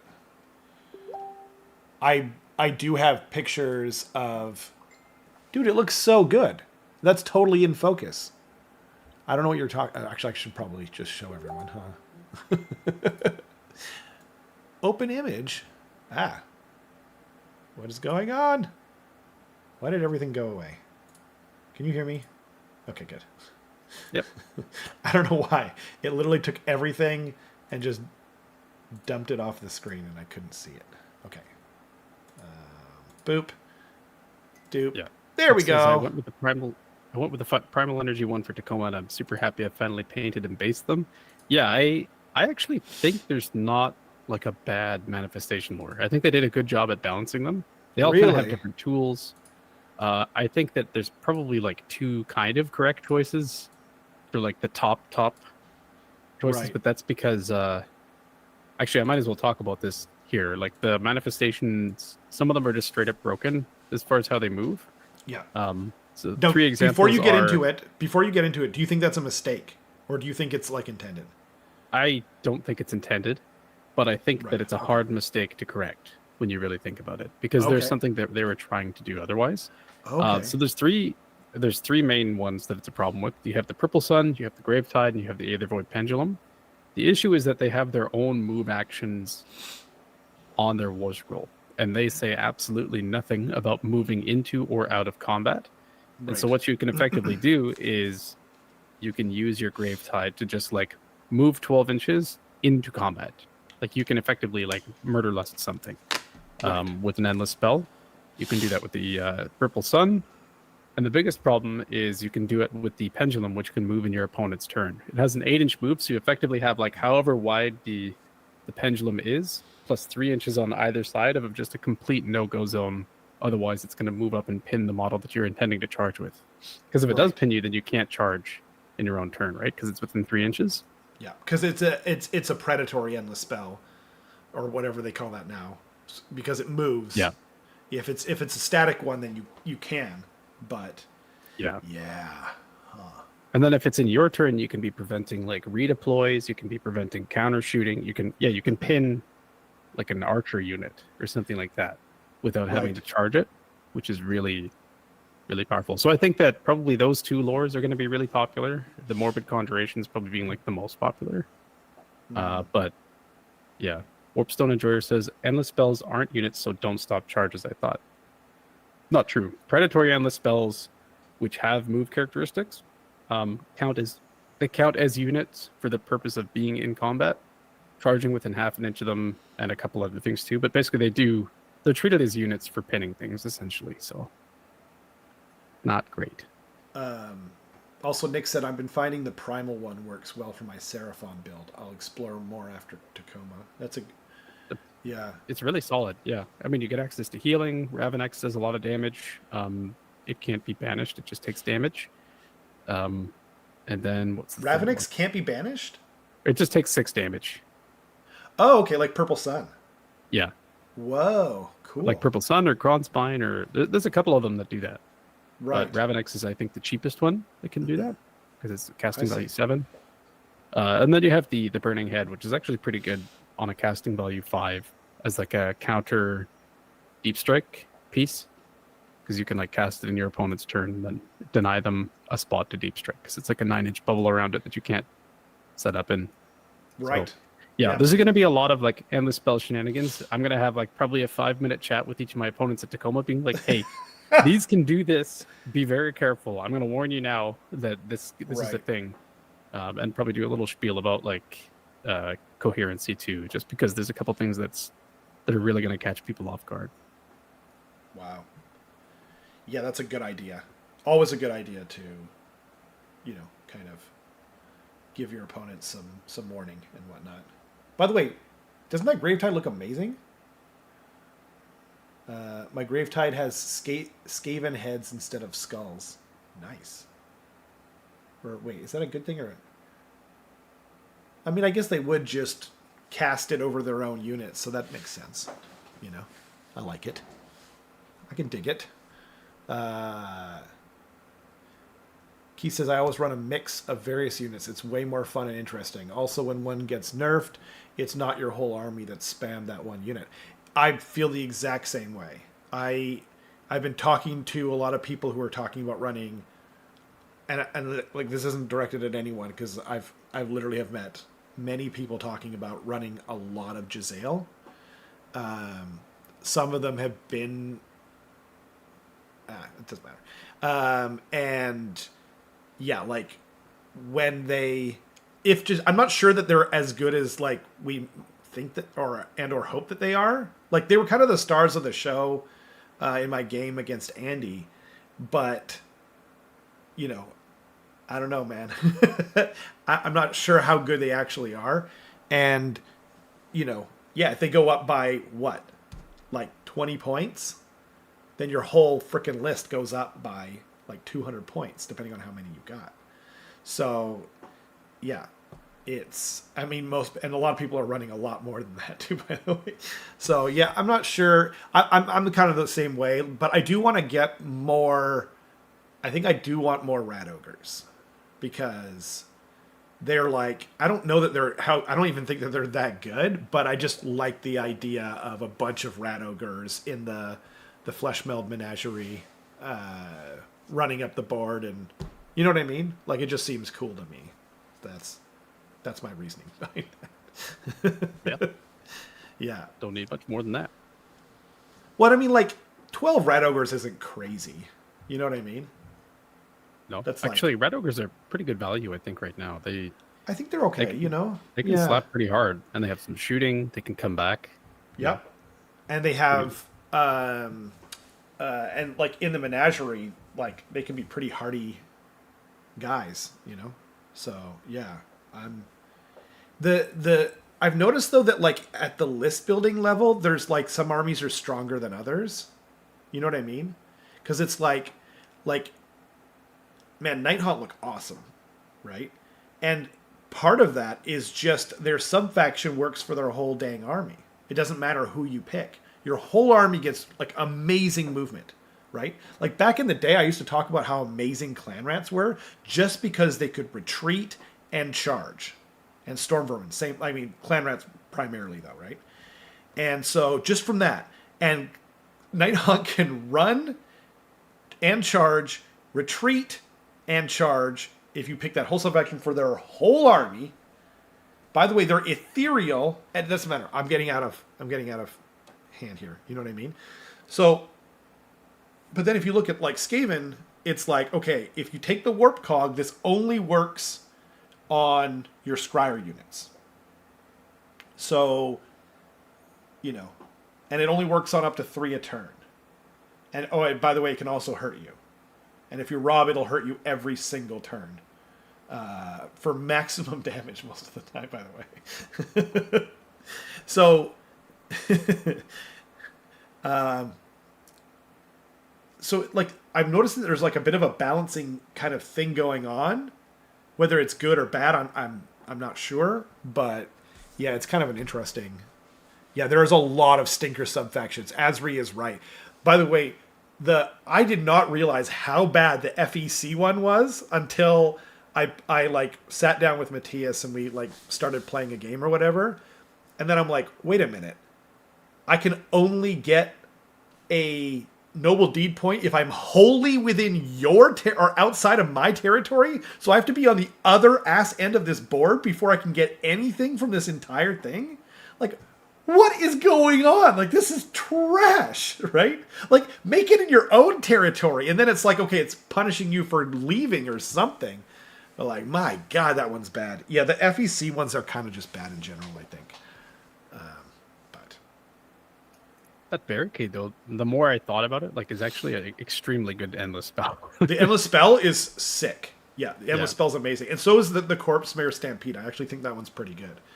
Like, thinking about that barricade, if you're playing against, like, Ogres of Slanesh, which are armies that really rely on being able to run really far, it's just like, sorry, can't run. Just can't. Period. Like, there's no dice roll or anything. Just straight up can't. Exactly. And you're just... And doesn't it also reduce movement or something? It reduces your... it reduces... If you start in combat with it, it halves your move. Yeah. Oh, right, yeah. Yeah, and if you're within, I think it's 6 inches of it or something, then you can't. I might Is that also what it be is? combat for run as well. But even still, like you Yeah. counterspell, like plop that in front of someone, like that's devastating, Yep. right? Like That you was can't get away from that thing. that was like my whole plan. That was, Yeah. I didn't have much more of a plan than to cast that at every opportunity. Yeah. Yeah, No, because it's I was really just good. thinking like I played against someone had like a Shalaxi Hellbane that was able to just be euphoric and just run 20 inches across the table and then charge at stuff. I'm just like, cool. Well, what if you didn't get to run and you're also only going 7 inches? Like Yeah. going from 20 to 7 is crazy. Yeah, exactly. And like a lot of those units get stuff on the charge as well. So like if you can stop them from charging and then you get to charge them, it makes it a lot better. Yeah. Barricade is awesome. I'm not sure why Prismatic Wall cast on a 7-up. It interestingly enough dispels on a 7-up. If it was a 6+, it'd be amazing. Yeah. Yeah, that's fair. What I is the barricade cast on? I think it's a 6. Still really good. I Really good. think it's a 6. I think their whole manifestation lore is a 6. So Yeah. I've been making some Yeah, there's different gonna be lists again for them as well. So yeah. nice. Yeah, one thing I'm looking forward to doing is making lists for and playing armies that aren't ogres as well. Um, Okay. I'm definitely going to be applying for Team Canada next year, and that's going to be a really important thing is to be able to play like a bunch of different armies and know a lot more about different armies, and it just helps you become a better player the Yeah. more armies that you play. So Yeah, I it's going to remember be like back in the day I was playing Matthias and this was early second edition, right?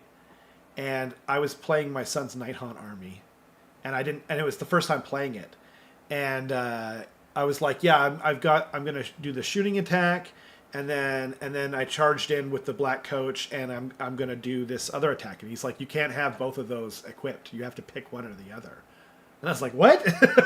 I was like, how do you know that? Like, what is wrong with you? Yeah. yeah. Matthias is There's like, something that's like minorly embarrassing about correcting someone on their own rules with something that specific. yeah, exactly. So like, but yeah, like I've definitely noticed that is a strength of Matthias because he knows every other army's rules. He knows exactly what you're capable of, and it's like a very good strength of his in terms of like his competitive play. He's a very good player, obviously, but yeah. Yep. Sure is. Yeah, there's a couple more players from the Pacific Northwest that are going to be coming to the World Championship this year that I think are going to do very well. Not to say that the crowd that I saw at Atlanta was easy by any means. Every game that I had, I was like fighting for my life. But I consider both Matthias and Matt Beasley to be better players than I am, and I feel like they're going to dominate at a tournament like that. I think so too. But you've got a very good record so far, Carson, and I think you're an excellent player. I don't want to argue about who's a better player. I think everyone has their strengths and their weaknesses, and you know, Carson's is poisoned water, as it turns out. Weakness? One of his biggest weaknesses. Yeah. Yeah. I thought you were going to say strength. I was like, you saying that I did that? The way you peed out your bum, man, like it was. I saw Big Phil and I was like, I can't take that. I got to be sick. No way I can beat these guys. I need an OS. Give me an OS. The Incarnate is great for lists with only 1 or 2 wizards. Yeah, totally. That's a good point. I actually was going to bring that up. Rather than a bunch of spells and struggling to choose, you put a big, hard to dispel threat on the board that counters manifestations. That's a great point. I was going to bring that up too. I don't have a Kronspine, and I'm a little bit worried that like Kronspine might be a little too good again, where we're going to start seeing it a lot. But like a lot of my lists only have 1 wizard. I've been noticing like that's all I've made in there. And then I was kind of like, oh shoot, I better add more wizards so I can do the more endless spells because that's definitely going to be a huge part of the meta. But then I was like, oh wait, if I just had a Kronspine. Don't need to. It'd be easy. It would be easy. Yeah. Yeah, it's I'm definitely thinking a big about hammer. I'm thinking about doing like a proxy for it. So if anyone has it, if they could let me know how tall it is, because I need to do like something like you guys might see it later, but yeah, I don't know if it'll work. Anyway, uh,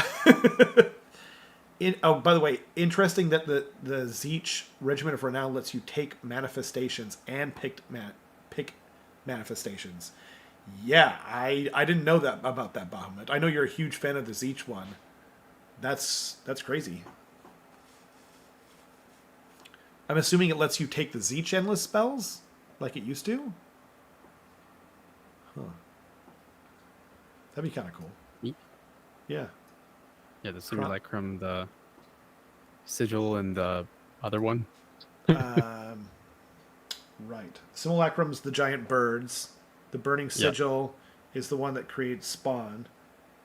And then then there's the tome of many eyes, I want to say, or is that the artifact? I can't remember now. Oh no, yeah, I think you might be right.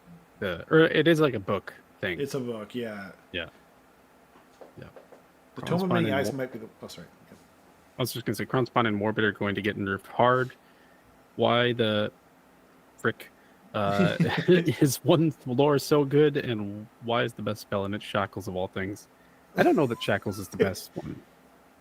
I think Shackles is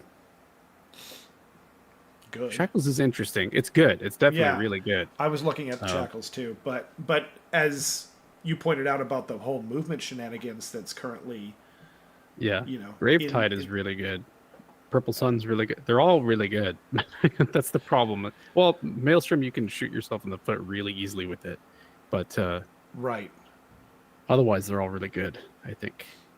And even then, Maelstrom is like casting value 6. Like maybe you just want to put something out there to block Deep Strike. It's not a bad thing to do. Shackles in your opponent's turn is absolutely filthy. Again, I'm not denying it's good. I just don't think that it's the best thing. Like there's some armies that are just simply not going to care about Shackles. Whereas, like, I don't think that there's an army out there that wouldn't care about like Purple Sun or Gravetide. Those are kind of like catch-all, just very useful things. So, absolutely, yeah. Once I get the rest of my Jezzail belt built from my second box of Scaventide, I'm gonna finally build Gravetide. It's the only endless spell from that thing that I have yet to build, and so I need to get on it. Yeah, it's the ones that are in this picture here, right? The Purple Sun, Shackles, and Maelstrom, right? Maelstrom's in there too? Yeah. Maelstrom Explosion isn't mandatory. You can't hurt yourself you can't hurt yourself on accident. Let me read it. Why couldn't you? It says all units within the distance. It doesn't say. I think it might be that it's an ability, therefore it's optional. Oh, I see what you're saying. Yeah. Yeah, I mean, it says, declare if this manifestation has 6 Maelstrom points, pick each unit, friendly enemy within 9 of it to be the targets. Yeah, that's very true, actually. You don't have to do it. You can actually just keep it charged up to 6. Right. And just wait. And then it's just like this huge threat, too, by the way, that they're like, I better deal with this at all costs. And then it can kind of distract. Yeah, that's interesting. Because, like, I was seeing some people talk about how the Nahholes are, like, really bad now. And I don't agree. And they were saying, like, any good player can just zone out the entire board. And I was like, but it doesn't have to be on a board edge anymore. And they're like, yeah, but if they're any good at all, then they're just going to, like, be totally covering the board and you're not going to be able to go where you want. And I'm like, it doesn't matter, though. You just put them somewhere, anywhere. And then if they don't block it out, then you can be teleporting to there. And you can also be bringing back units from there. So I think the Nahholes are really good. But I think they are really good, but I also think they are easy to screen out. Just because they have to be set up more than 9 inches away from enemy units. It does, but it's an ability that you get at the start of the battle round. So, like, how many units do you have? Like, if you have the ability to zone out the entire board in, like, turn 3 and 4 and 5, like, I'm already losing in a catastrophic way. Like, if I haven't thinned out your ogres enough that you can't, you know what I mean? So I don't know. I think they're okay. I do wish that there was a little more access, because like Skaven lost a bunch of wizards. Like the Arch Warlock used to be a 2 cast, now it's a single cast. Engineer is a 0 cast. Bombardier is a 0 cast. The Vermin Lords went from a 2 cast to a 1 cast. Like we lost a lot, most of our spell casting, frankly. And so I do wish there was a little bit more access, because the Nahals used to give +1, and now they don't do any of that stuff. But yeah, if Nahals are bad, what does that make Loon Shrine? A very cool looking terrain piece. Very cool looking temporary terrain piece. Too soon, Carson. Too soon.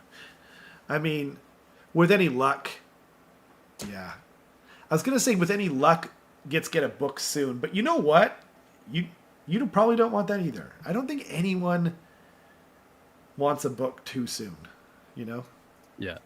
I'm trying to think of like counter examples to that. Didn't Nurgle come out pretty early in 3rd edition? Or am I That's crazy? true, and they were super good. They were like top tier. And what's interesting about Nurgle 2 is when they came out at first, everyone was pooping on them, just going like, they're terrible, and just complaining like crazy. And then Matthias won the Tacoma Open with them, and I was like, are you sure about that? They were still saying it for a while afterwards too, and then they got nerfed, and then everyone's like, oh, they actually were good. So yeah, I'll wait 14 months. That's an oddly specific amount of months. It's not 1.5 years. It's like 1.3 years, or 3.3. Losing on our spellcasting really hurts me in the feels. Yeah, it doesn't feel good for sure. I think the engineer is super fun now. Like, he's kind of weirdly, he's also like more impactful on the battle with him just being able to do stuff with the Jezzail. But now that endless spells are super impactful, it sure would be nice. Or even if it was the Bombardier, because then it's like, okay, you take the engineer on the Jezzails and you take the Bombardier if you want a little spell casting. But anyway. Oh yeah, also the Gracier is now a single cast from a 2 cast. Like we lost a lot of spell casting. It's crazy to me that the Vermin Lords are not a 2 cast though. Like, they're demons. It's kind of been my favorite thing as an ogre player, seeing all these other armies go to like worse saves and then going to like less casting, and I'm just like sitting here like on single cast 5-up save for my whole army, just like things are good. Doing the same kind of damage. So true. Before. Same save. You have a sub faction too that's just +1 to cast. Yeah, which is really good. It's really good. Yeah. Yep. That made a huge difference in our game, actually. In this edition with the other sub-faction options, I would have taken the previous edition's version of, what's it called? What's it called? Blood Gullet for ogres. Right. Because it allowed your ogre wizards to cast more than 1 spell per phase. I'm like, making both of my ogre wizards power 2? Yes, please. Like, whoa, that would have been amazing. I would definitely take that over +1 to cast. Easy choice.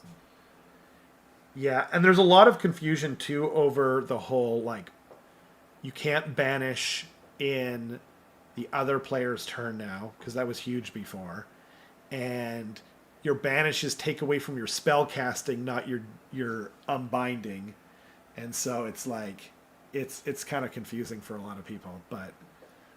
Yeah. Also, the way that Asri spelled Blood Gullet, I was like, Blood Gullet. Magnifique. Yeah, Blood Gullet of the Le Cordon Bleu, right?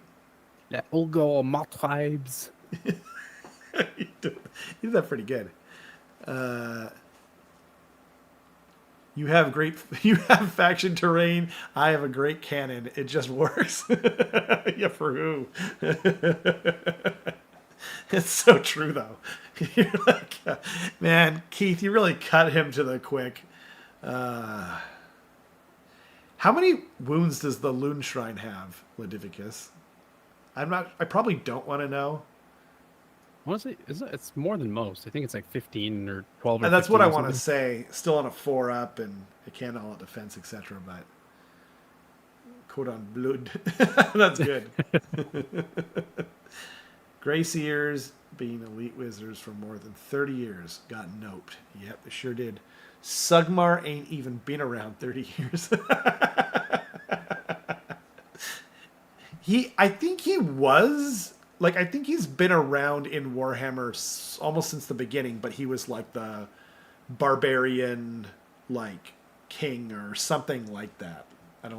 He wasn't a god, but there's no better way to get a piece of information on the internet than to confidently declare the wrong answer first. It's like 3 people, it's like a instantly. Small, you're like 14. No, 14. I'm sorry. I'm pretty sure they're 15. 14. God dang it. Yeah.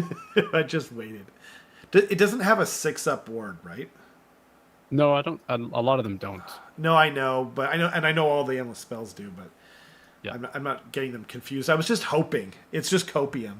By the way, Darktron says Skaven lost a priest on foot. That is the dumbest thing ever. You can literally get one for free inside the bloody screaming bell box. I don't think they're coming back. It doesn't look like we're getting a new sculpt because they're on the cull list, and like other things that have points and are not in legends are, even if they're on the cull list, they're getting points. So it kind of doesn't make sense, right? Like you can't buy Scryer Acolytes anymore. But yeah, anyway. That is so annoying, by the way. So no access to the priest lore unless you bring like a 340 point model. Like, okay. Like I don't even care if the Great Plagues are tied to the Vermin Lord Corruptor, which they are. It still just feels bad, you know. And I mean, I do think that the priest on the Plague Furnace, and I think that the Greyseer on Screaming Bell, the Greyseer on Screaming Bell is like 350 points, by the way. I think that's like way overpointed. But I don't know. We'll see. I guess. I don't know. It is a 2-cast, which is like way more value now, but it lost a lot of good stuff. Might be a new foot priest, just not called a plague priest. That's an interesting idea. That's an interesting idea. Because I think we did see some kind of the Master Molder. But the Master Molder isn't getting retired. It has points, and yet the rumor is it's not going to be called a Master Molder anymore. It's going to be called like something else, Mad Doctor Molder or whatever. I don't know. Mr. Molder. The Mr. Molder. the copium in me definitely says no, it'll be fine. You know what I mean? I don't know. I think we're losing it. And like Pestilence is my least favorite faction, so but it's just annoying because like I want to do priest things. That's the main reason. Did you guys get a look at the War Scrolls in the SCE supplement? The squatted units are good and far more synergistic rather than the stuff they kept. Yeah, I didn't look at them directly because I mean I don't own Stormcast, but Kenrick was talking about it a lot. he's kind of, I don't want to say he's bitter. He's not bitter. He's disappointed. Yeah, on one hand you could say it's like one last hurrah, but yeah, I ain't looking at that. So yeah. Honestly, I probably never will. I'm gonna roll up to a table and someone's gonna be bringing the old stuff, and I'm just gonna be like, "See you in a year." Ooh, just kidding. Anyway, like, and then they're gonna kick my ass.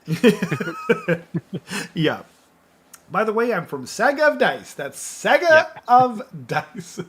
Make sure to check us out.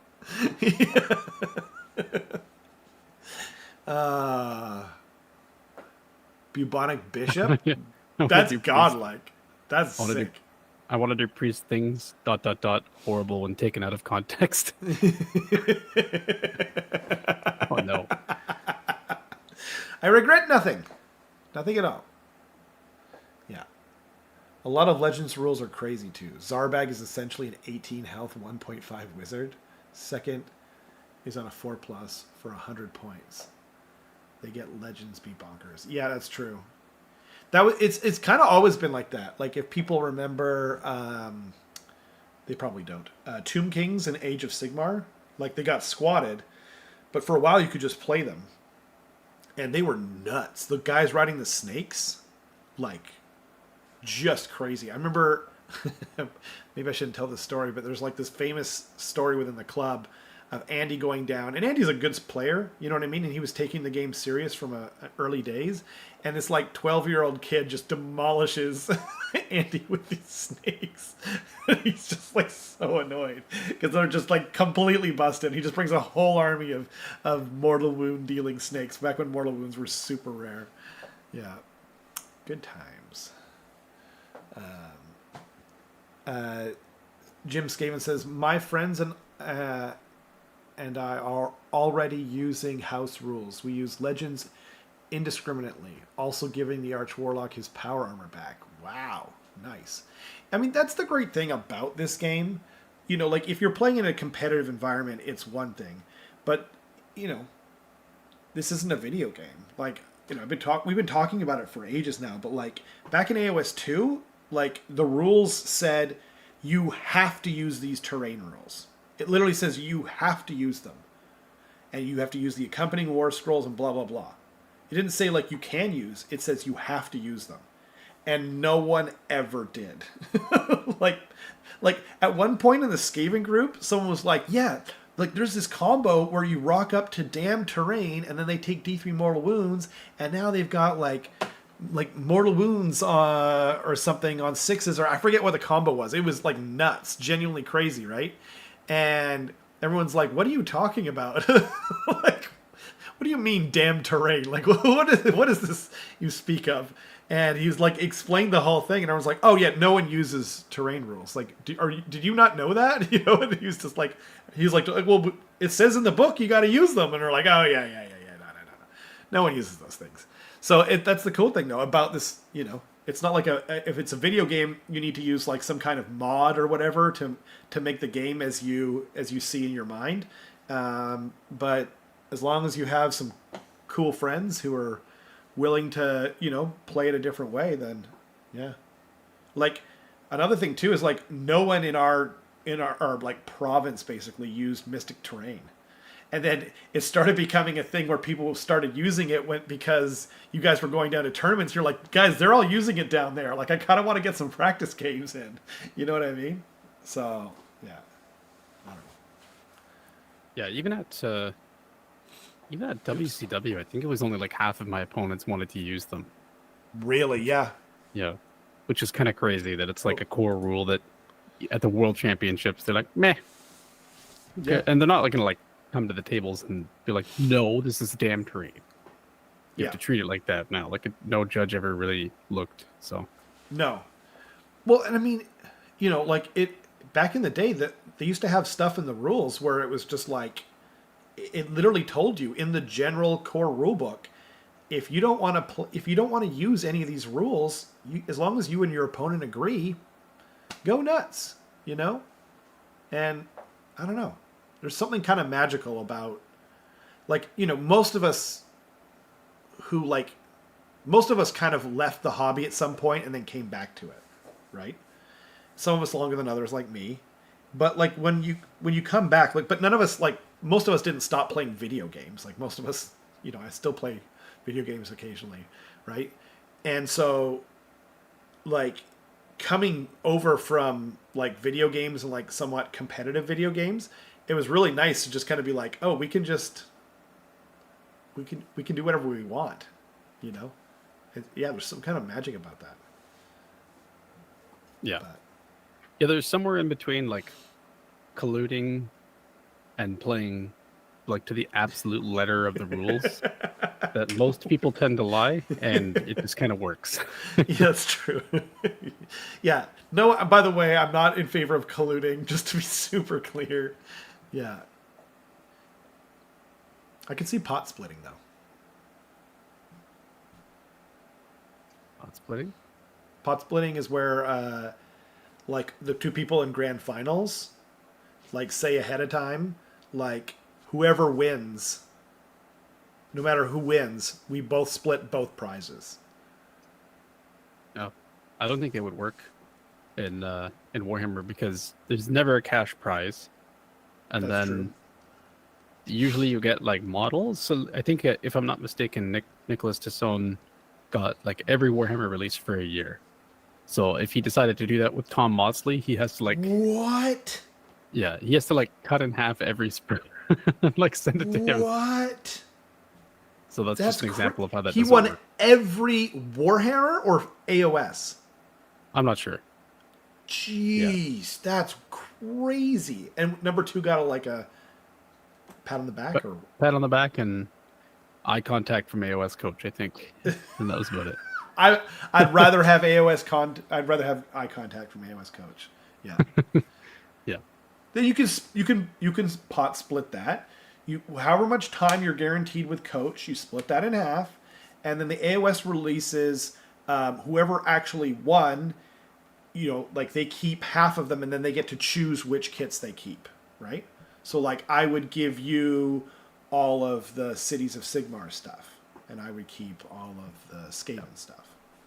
As an example. I guess Matthias and I have like kind of pot split ahead of time. Oh yeah. Where so we basically committed to like, okay, we're gonna split a room in Atlanta for this year's World Championship. That's not pot splitting. That's just sharing a room. I know. Okay. But I'm saying if either of us, what we said is like if either of us wins Tacoma, either best overall or best general, usually it's like a full ride, full room paid for kind of thing. Oh, there you we go. We basically said that like if that's the case, the other person can crash in that person's room, and then we'll split. It would be Matthias's airfare, essentially. Right. Yeah. Right. Yeah, there you go. Pot splitting. Yep. That's cool. And now that that's out there in public, we're going to lose. Yeah, but absolutely. Yeah. A lot of the stuff. That's the closest thing I can think of to pot splitting in Warhammer. Well, and like I don't know that it came from the fighting game community, but like I know that it was pretty common because fighting games like were known as like the poverty community or whatever. And so like a lot of these guys were like, if you won the tournament, it paid for your airfare basically. And so they're just like, you know what I mean? It was just like, yeah, that kind of mentality. Yeah, a lot of the times, most of the prizes that I bought or that I won from tournaments, like most of the first place finishes that I bought and paid for. Yeah. Sorry. Go on. Well, like when you think about like your hotel costs and the event costs and like you going out every night, like I could have just bought those models at home and spent less money. Oh, for sure. Yeah, that's true. Like I wouldn't probably say one of every Warhammer model for a year. It's probably not quite. Maybe, I don't know. From Europe to the U.S. and then staying at that. I guess he might have had it paid for though. I don't know how the French ticket worked. So I don't know either. But like, if you look at like, you know, like if you get like one of everything in a release, that's, you know, like a major release. That's a lot of money. It is a lot. And there's like, $1,000. I mean, yeah, exactly. Like thousands for, it'd be like almost $1,000, what, per army sometimes, depending on what we're talking about. Conveniently forgetting selective rules. There's the conspiracy. See? He goes all the way to the top.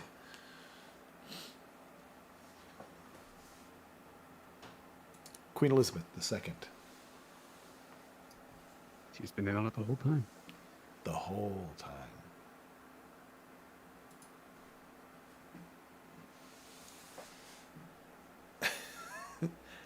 The new app is super trash? Really? I actually really like it. It's fast and it's like it's got a good what do you call it? Menu system, and like I don't like the pop downs, but other than that, I like it way more than the old one. That's sweet royal family money to buy his championships. Also his connections. Don't forget his connections. We call it the Corgi connection. Yeah. Yeah.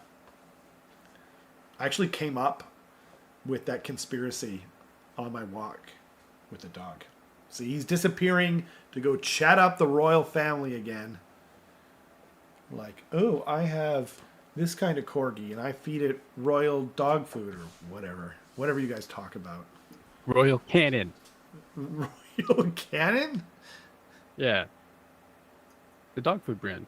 Royal Canine, Royal Canin. Oh. Is it? I never looked at it that closely. We've been getting like this. Our dog has like a million allergies and whatnot, so we were getting like hypoallergenic dog food. But we just recently switched him over to like it's made from crickets or something like that. He loves the taste of it. And Snowpiercer brand? Is it? It might be. No, that's a joke. I don't know. Like okay, I have no idea. We just bought it for the first time, so. Oh, the Snowpiercer! Oh, right. Yeah, where it comes in through the train. Oh, that was That movie annoyed the crap out of me. That's like not that crazy of a twist. Like, no. Eating... What's up? Oh, totally. No, that wasn't it. It was other stuff. But yeah. That's fair. I annoyed the crap out of my wife though, because I was just like, wait, what did they like? There's no cows throughout the entire train. Where are they getting the meat from? And like they've got an aquarium there, and I was just like complaining or whatever. And then we got to the end of the movie, and she's like, "Did you have to just point out everything that was like dumb about it?" She was like, "I was enjoying it," and I was like, "Why didn't you say anything?" Like, no, I'm the asshole. Like, God dang it. But yeah. Anyway. Deep cut Snowpiercer reference. Yeah, exactly. Yeah. The deepest of cuts. From my other host, from the other host. Was that too deep a cut? I'm out of here. The other director of this show, one might say, the host, Carson. I don't think anyone's going to get that. No.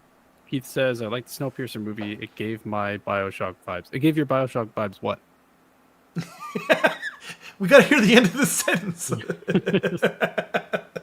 It gave, we're assuming it gave me Bioshock vibes. Yeah. So, I love Bioshock. I think it might be my favorite video game of all time. And I really like story-based games and stuff like that.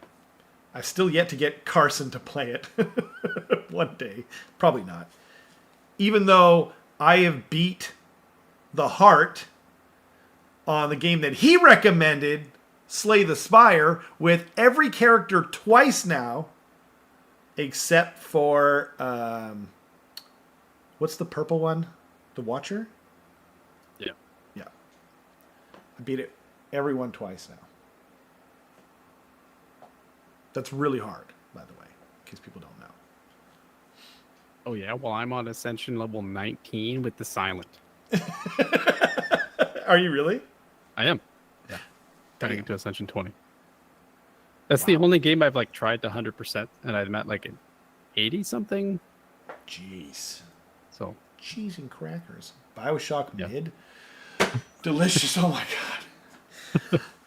You need to think before you speak. I mean, all that stuff is subjective. I really like that game. I actually read the prequel novel by John. I can't come up with it. Mellencamp. Yeah, I love the universe. I've got the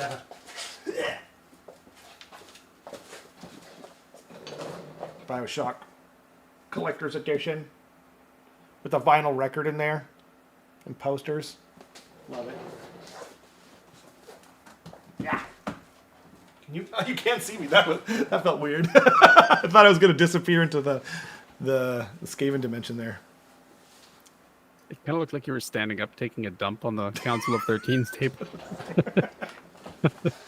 Like my dog. I'm going to pee on you. You're welcome. Pee on the throne. Thank you. So how many people in the chat are going to the Tacoma Open? I know that Delicious is going to be there hanging out snacks, and they'll have your Kit Kats for you. I know that Nick Williams is going to be there. Anyone else going?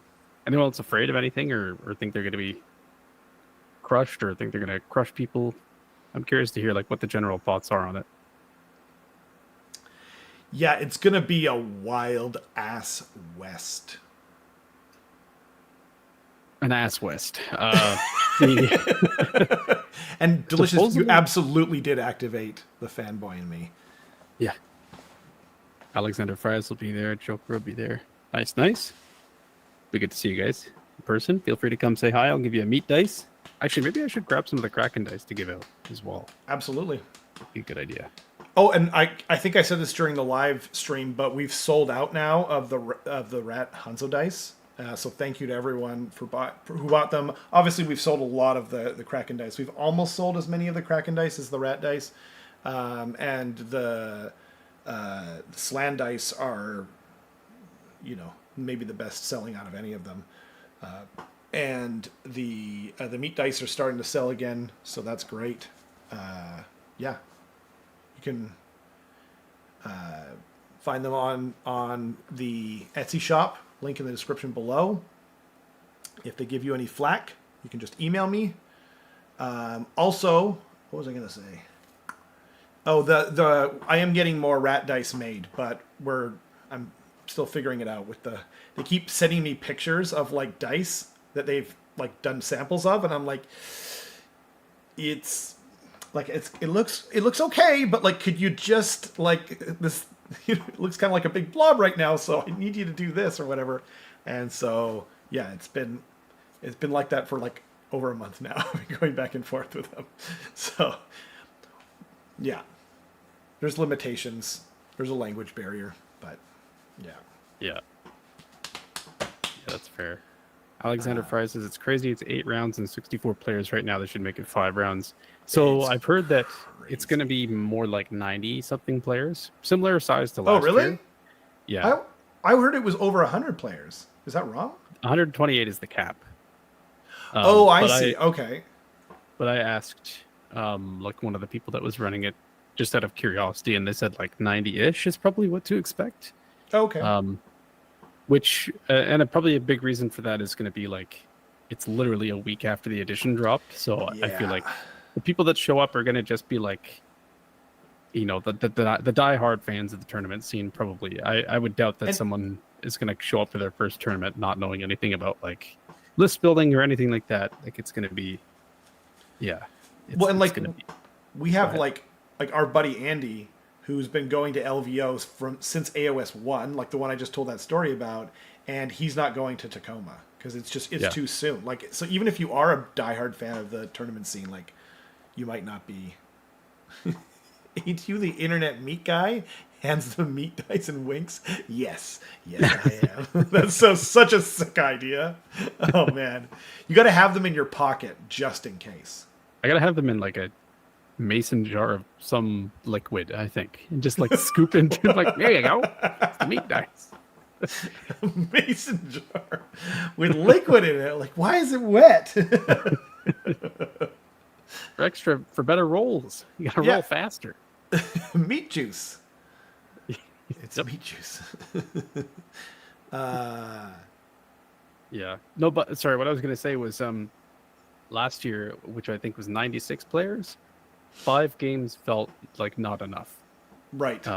Because they had to do a shadow round, which I thankfully like barely dodged.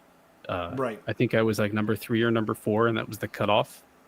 Where like I think 8 people below us had to do a shadow round, and I remember thinking just like if I have to do a shadow round, I think I'm just going to concede to my opponent because 4 games in a day is insane. It's a little too much. Yeah. I would have liked it if they decided to do like 2-2-2 instead of 3-3-2. Like it would have been nice if they cut down on some of the games with just 90 something players. Right. Even if they went to like 3, isn't it? Oh, it's 3-2. It's right now. It's 3-2-3. 3-3-2. Because the award ceremony is on the last day. Yeah. Got it. Wow. Yeah. So 8 games with 96 people is going to be kind of crazy. Like Right. I think it's probably too much. Even if they cut down to 7 games and just did like 3-2-2, that'd be great because then you have time to like go get dinner, chill, and still have like a bunch of time to rest for what your bracket's going to be. Because I think they're putting you in a bracket after game 4. I'm pretty sure. So. Wow. Yeah. So then after game 4, so then like you can kind of take it easy no matter what from that point on, right? Yeah. Or like depending, obviously, if you make it, then you're doing the opposite of taking it easy. But, I don't know. Never ask why it is wet. The answer is always you don't want to know. The man is not wrong. He's not wrong. Not wrong indeed. Or maybe you do want to know. I don't know. I'll tell you. I'll tell you even if you don't want to know. Oh. There's no 3D printing and paint required, probably turning off a lot of people with how list building changed. Yeah, that's fair. Yeah, They're actually so true. a little lenient on the 3D printing stuff. You can't, like, if you sculpt your own stuff, like I have a 3D printed mop, or not mop pot. I have a 3D printed mop. No, 3D printed the Slaughtermaster's pot. Right. But it's like a very specific sculpt that isn't available online for sale or anything like that anywhere. Like it's a conversion effectively. So they allowed that. I have email proof saying that they allowed that, and they allowed my Noblar proxies and stuff like that. So the paint requirement I totally understand. That's really tough when a new edition drops. Like I painted 20 Noblars and 4 endless spells in the past like week and a half. Jeez. So I was Russian. I thought you were Ukrainian? I'm something. Okay. Moving right along. And then Nick says, originally I wasn't going to do Tacoma since it's so soon after launch, but I'm proud of my new display board and want to have fun playing the new game with folks. Yeah, absolutely. If you look at it, like I can see both sides of it. By the way, like if you're like it's too soon, like this is crazy, like no one's gonna know the rules, like I could see that perspective, but then also like the people are just like I'm just gonna go and have fun, like it's a new edition, who cares? That's I think both attitudes are totally, right. Yeah, 100%. It kind of seems like the theme that I'm picking up is that Tacoma is the chaotic Wild West event of the year. Yeah. Just because last year they released the new GHB right before it. This year they released a new edition right before it. And with GHBs being every year now, it's pretty much going to always be that the GHB releases right before Tacoma. So it's kind of neat that's the event that kind of like I guess breaks it in. I mean, can we just get it like in June though? Can we just get the GHB in June? A couple more weeks would be nice for sure. It really would, right? Like, I mean, like I'm definitely someone who would embrace the chaos, but I would just be like, like another week sure would have been nice, or and even better would be like 2 or 3, but it is what it is. The catchphrase for Tacoma will be, "Nope, that was last edition." Oh, it's so true. Yeah. What was that? Like, what's the thing that constantly gets brought up that was, no, that was last edition? For 4th edition? Yeah. There's like one thing that just keeps getting brought up. I can't remember. I mean, the not the main one I was thinking of, but the minor one was banishing endless spells, or banishing endless spells in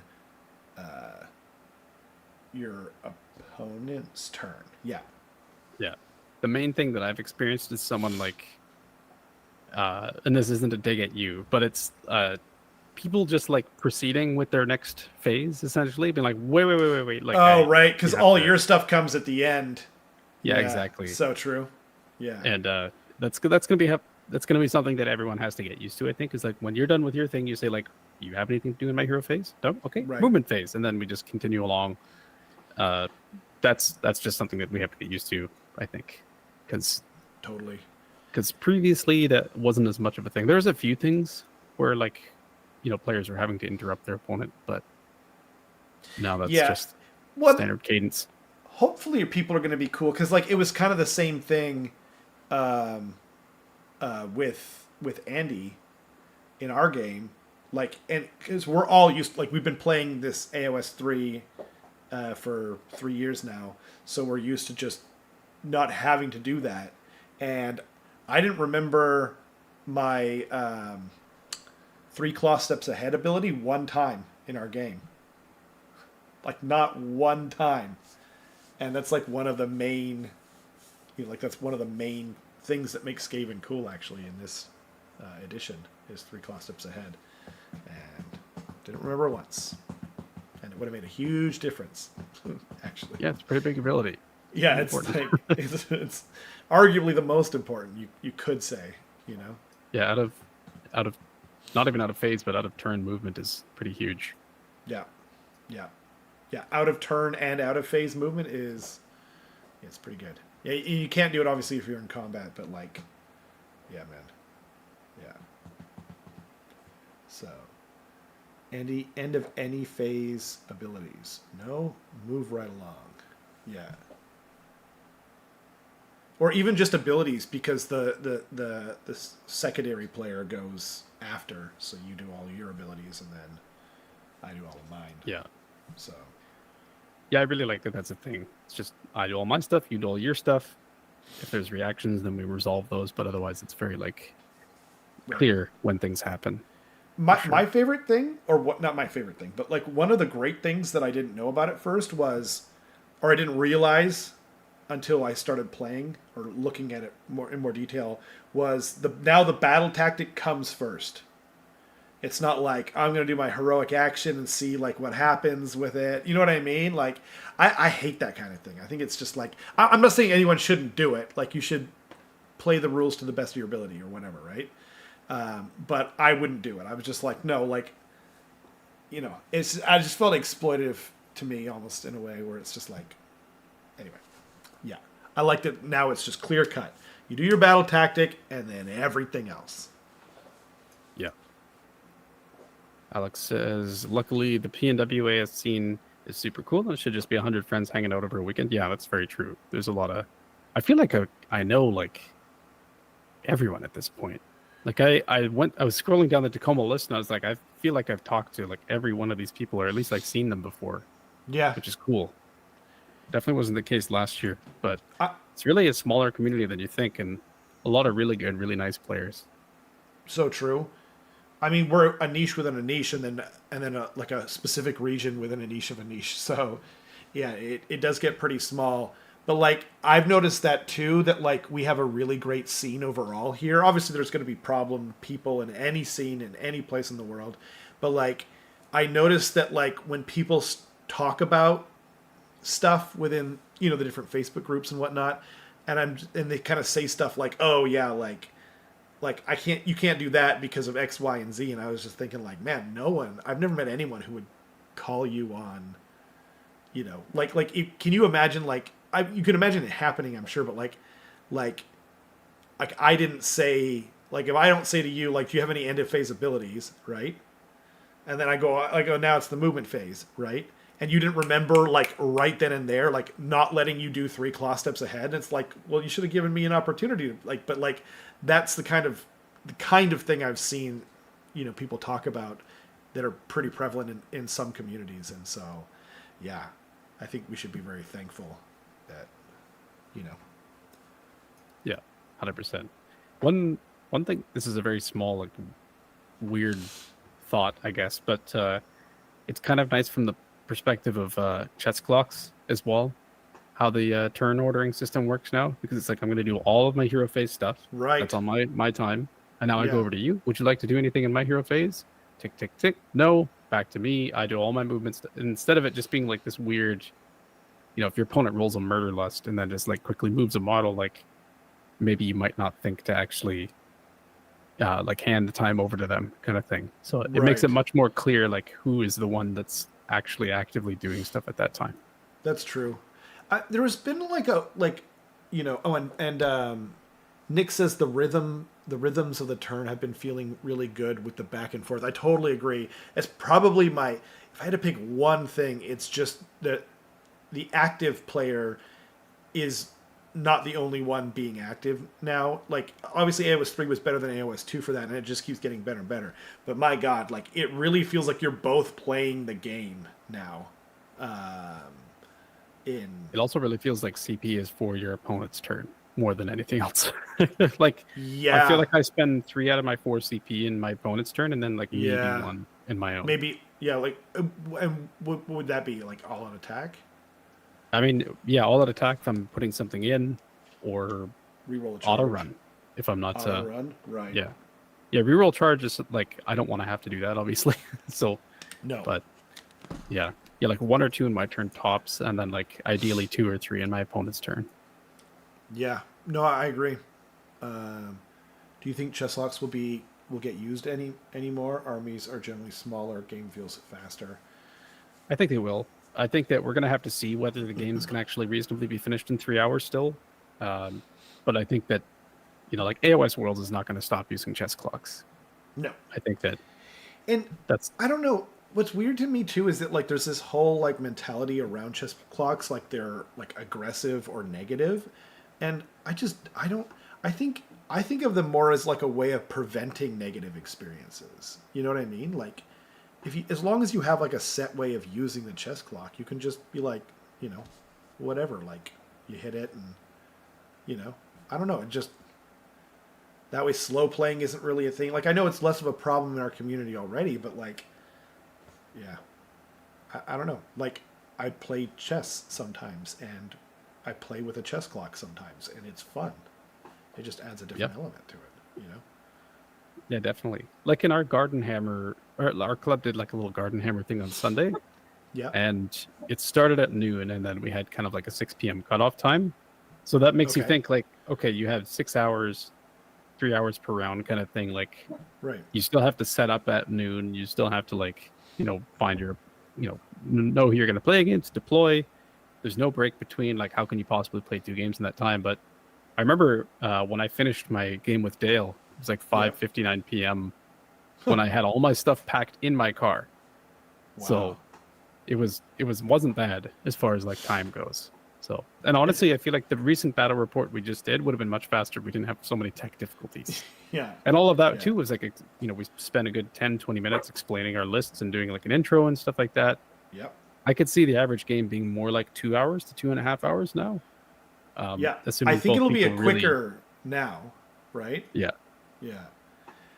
The other thing too, though, is that, like, there's less defensive capabilities, and I love that, so that things die more quickly. You've got more recursion now, but no summoning, so I think that kind of cancels each other out. But we're still currently in the edition where we have a lot less stuff because things have been, resized to fit kind of their idea for how many models should be on the table again. And I think that that's going to also help, obviously, keep the game shorter, and the game will probably get slightly longer as things kind of get adjusted and you get more models some of the time. But even at the end of AOS 3, I didn't feel like it was crazy different, right? Like, I think it'll continue to be a faster edition, is what I'm trying to say. Yeah, and I hope so. I hope that there's more interaction in your opponent's turn, and also less just kind of like nothing time, where you're rolling dice that don't even really particularly matter. So yeah, it'll be interesting to see. I hope that the games become shorter. That would just be a nice quality of life thing if the standard was like even just 2.5 hours. Just because at a standard tournament, I know the first day usually ends at like 8 p.m., which is kind of rough. Like trying to make dinner plans, and then you kind of want to go out with people. Like, you really don't have that much time before you got to go to bed and be awake for like 9 a.m. the next morning. Whereas it'd be nice if it was even like 7 p.m. That'd be great. That would be fantastic. Also, there is the idea of, like, okay, if you play 3 games at 3 hours, you're playing for 9 hours, right? And then the mental stack just becomes an issue the further along you go. The more days in a row you go of longer games, the mental stack just adds up more and more and more. And and then it kind of makes it even harder for the more complicated armies, right? Like if you're playing like giants or something like that, you're just kind of like, what mental stack, bro? Yeah, I'm just kind of standing there most of the time, frankly. Like we spend 80% of our time like in your turn, so like there's no such thing. But then if you're playing like whatever, I don't know, Deepkin or something like Skaven that have like more complicated and different things to do, I could see. I really think that'll help. But I mean, it's just good for everyone. I think it's just better quality of life. I don't really want to spend 3 hours. Like I would rather, if honestly, ideally, if we could finish a game in like 2 hours, I think that would be just chef's kiss, But yeah. Yeah, it's just hard to be able to do that without sacrificing complexity from the game. So I No. understand. Yeah, totally. I'm not saying that like we need to get there. I'm just saying that like the games, if our game ends in like 2 hours, I'm usually like it feels better than 3 hours. Yeah, 100% agree. 100% agree. 2 to 2.5 hours would be really nice. It adds up over a weekend tournament. Yeah, that's a lot of time. So if you play 5 games and the games are 30 minutes shorter, then that's 2.5 hours more time that you have, which is pretty huge, right? And by the way, so someone brought up about forgetting to click the chess clock. Even when I'm playing chess, I forget to hit the chess clock. But what you can do though too is you can bring them to your practice games and then literally just be like, I'm going to practice using this chess clock. You don't need to worry about it. I'm going to click it over when it's your turn, but that doesn't matter. I'm just practicing, hitting it down. And my son's a lot better about doing it, and like he'll hit the chess clock for me. You know what I mean? And I'm better now, but like, yeah. It's something else that takes practice. But I really just don't think it has to be a negative thing for the most part. Yeah. I think that there's kind of an association with if someone pulls a chess clock on you, then that's like borderline an accusation that you're a slow player. And I don't think that that's the case. Like it's not. It really isn't. Like for instance, at Wet Coast in March this year, I basically said that, okay, in games 4 and 5, the top tables have to be on chess clocks regardless. Right. And I did like hold to that. There was one table that, neither of them like really wanted to, and like, sorry, you gotta like, yeah. Here's your clock. And I still stand by that. I think that especially on like the top tables, it's very important to make sure that both players are getting the amount of time that are like allocated to them. I totally agree. Yeah. I mean, like if you look at, and I think as a TO, I think that's an excellent choice. Take the decision out of their hands, because like if you're playing like, if I'm playing my 200 clan rat list and I'm playing an oops all turtles IDK list, right? Then it's not really fair to have them like, like the IDK player will just like, like I could be saying to the IDK player, like, you don't want to use chess clocks, right? Like they're lame. And then they're like, oh yeah, like, yeah, they're lame. Like, I don't really want to do it either. And then, but they, they could be thinking it, right? But like, that's what they do. Like, again, I'm sorry, I'm bringing up fighting games again, but like, there's a thing where like, if you like hit start or whatever, you pause the game by mistake, they take that decision out of the player's hands, where the other player just gets the round. That's what happens, right? And I think that's kind of the best way to do it, because it just makes it fair. You know what I mean? And like, if both players like, you're like, you have to use the chess clock, and then both players like just go against the rules or whatever, you know what I mean? Like, that's like a whole other thing. But like, I don't know. I really just, I think that they prevent a lot more feels bads than, and I don't even play in tournaments, so I guess maybe I shouldn't even have an opinion on them, but I don't know. I just, even as a non-tournament player, I just don't see what the negativity is about. Like, yeah, I don't think they're needed. Like in 99% of cases, I really don't. Probably not. But when I think that when they become necessary is when it comes to like very competitive play, where like you can't. It would be unfair for, let's say, like one player is really, really good and they're extremely intelligent with how they play, but on average they take 2 hours of the 3 hour round. Right. Yeah. That's unfair to their opponent, right? Like, It why is. do they get half an hour more and their opponent gets half an hour less? Mm-hmm. Because then that's like taking advantage, and that's something you wouldn't even realize, because it's No. not like someone has like an internal clock No. in their mind.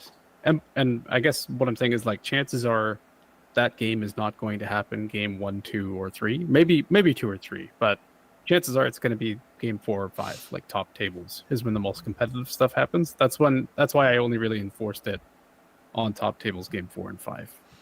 So That's fair. yeah, I and I I think mean, that like, most of the discomfort comes from like just not having used them. yeah, I Um, agree. and I don't think you should have to, No. but yeah, it's I see both sides of it, but I think competitive play chess clocks are, you know, important for sure. Yeah, that's true. I'm playing with my kid, and we're not. It's not like this is high stakes chess that we're playing, but like the advantage on being able to take a little more. I mean, obviously it's more pronounced in chess, right? But like, it is a big. It still is a big advantage, obviously. Like exactly what you said about. Yeah,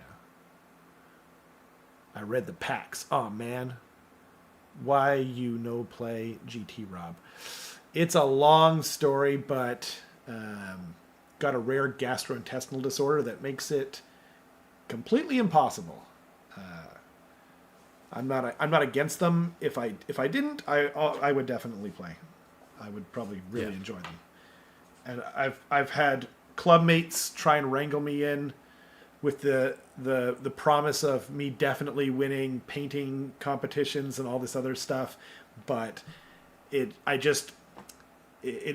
a situation as such that I just wouldn't be able to enjoy myself. I would be doing it to try and prove a point, and at that point I'm there for the wrong reasons, and there is no point. So yeah, sorry guys. To get a little grumpy and yeah, exactly. Yeah, I know you put a lot of effort into, making sure that like we can do these 3 hour live streams and battle reports and stuff too. So I just want to say that I really appreciate it, and I'm sure a lot of people really appreciate it too. So hey, that's nice of you to say. I don't, I think of it more like a responsibility thing. The harder ones are definitely the live games. Like I was so nervous about the last one because I had a bad day with my guts, and I got stuck in traffic too. And then after that, weirdly, I was just like, I actually am feeling pretty calm because like kind of the worst thing happened. Oh man, I didn't tell you this, but like I had to go to the washroom in a gas station on the way home, and that's usually pretty sketch, right? And I don't think I told you this, but there was like mystery liquid on top of the toilet seat. Yeah, and so like I get the key, I go in there, and I'm just like, you got to be kidding me, right? And there's only one washroom, right? And so I'm like, okay, I guess I'm cleaning this toilet with like the soap that comes out of the dispenser and the paper towel. So I clean it down like twice, right? And like it takes me a lot longer than I want it to. So I go to the bathroom, blah blah blah, right? I come out. So that when I went in there, this young man, like maybe 14 years old or 13 years old, came in like right behind me, and I come out, and like it took me a lot longer because I was cleaning the damn toilet seat, like for half the time. And then I come out and the guy's waiting the whole time. And I felt so bad because I was just like, God dang it. And then there was another person waiting too. I don't know if they were related or not, but I was just like, ugh. And I was like, I'm sorry, but like at least it's clean now. You know what I mean? I had a boss that actually got a parasite from a public washroom. So like I'm even more, yeah, after knowing that. She got hookworm.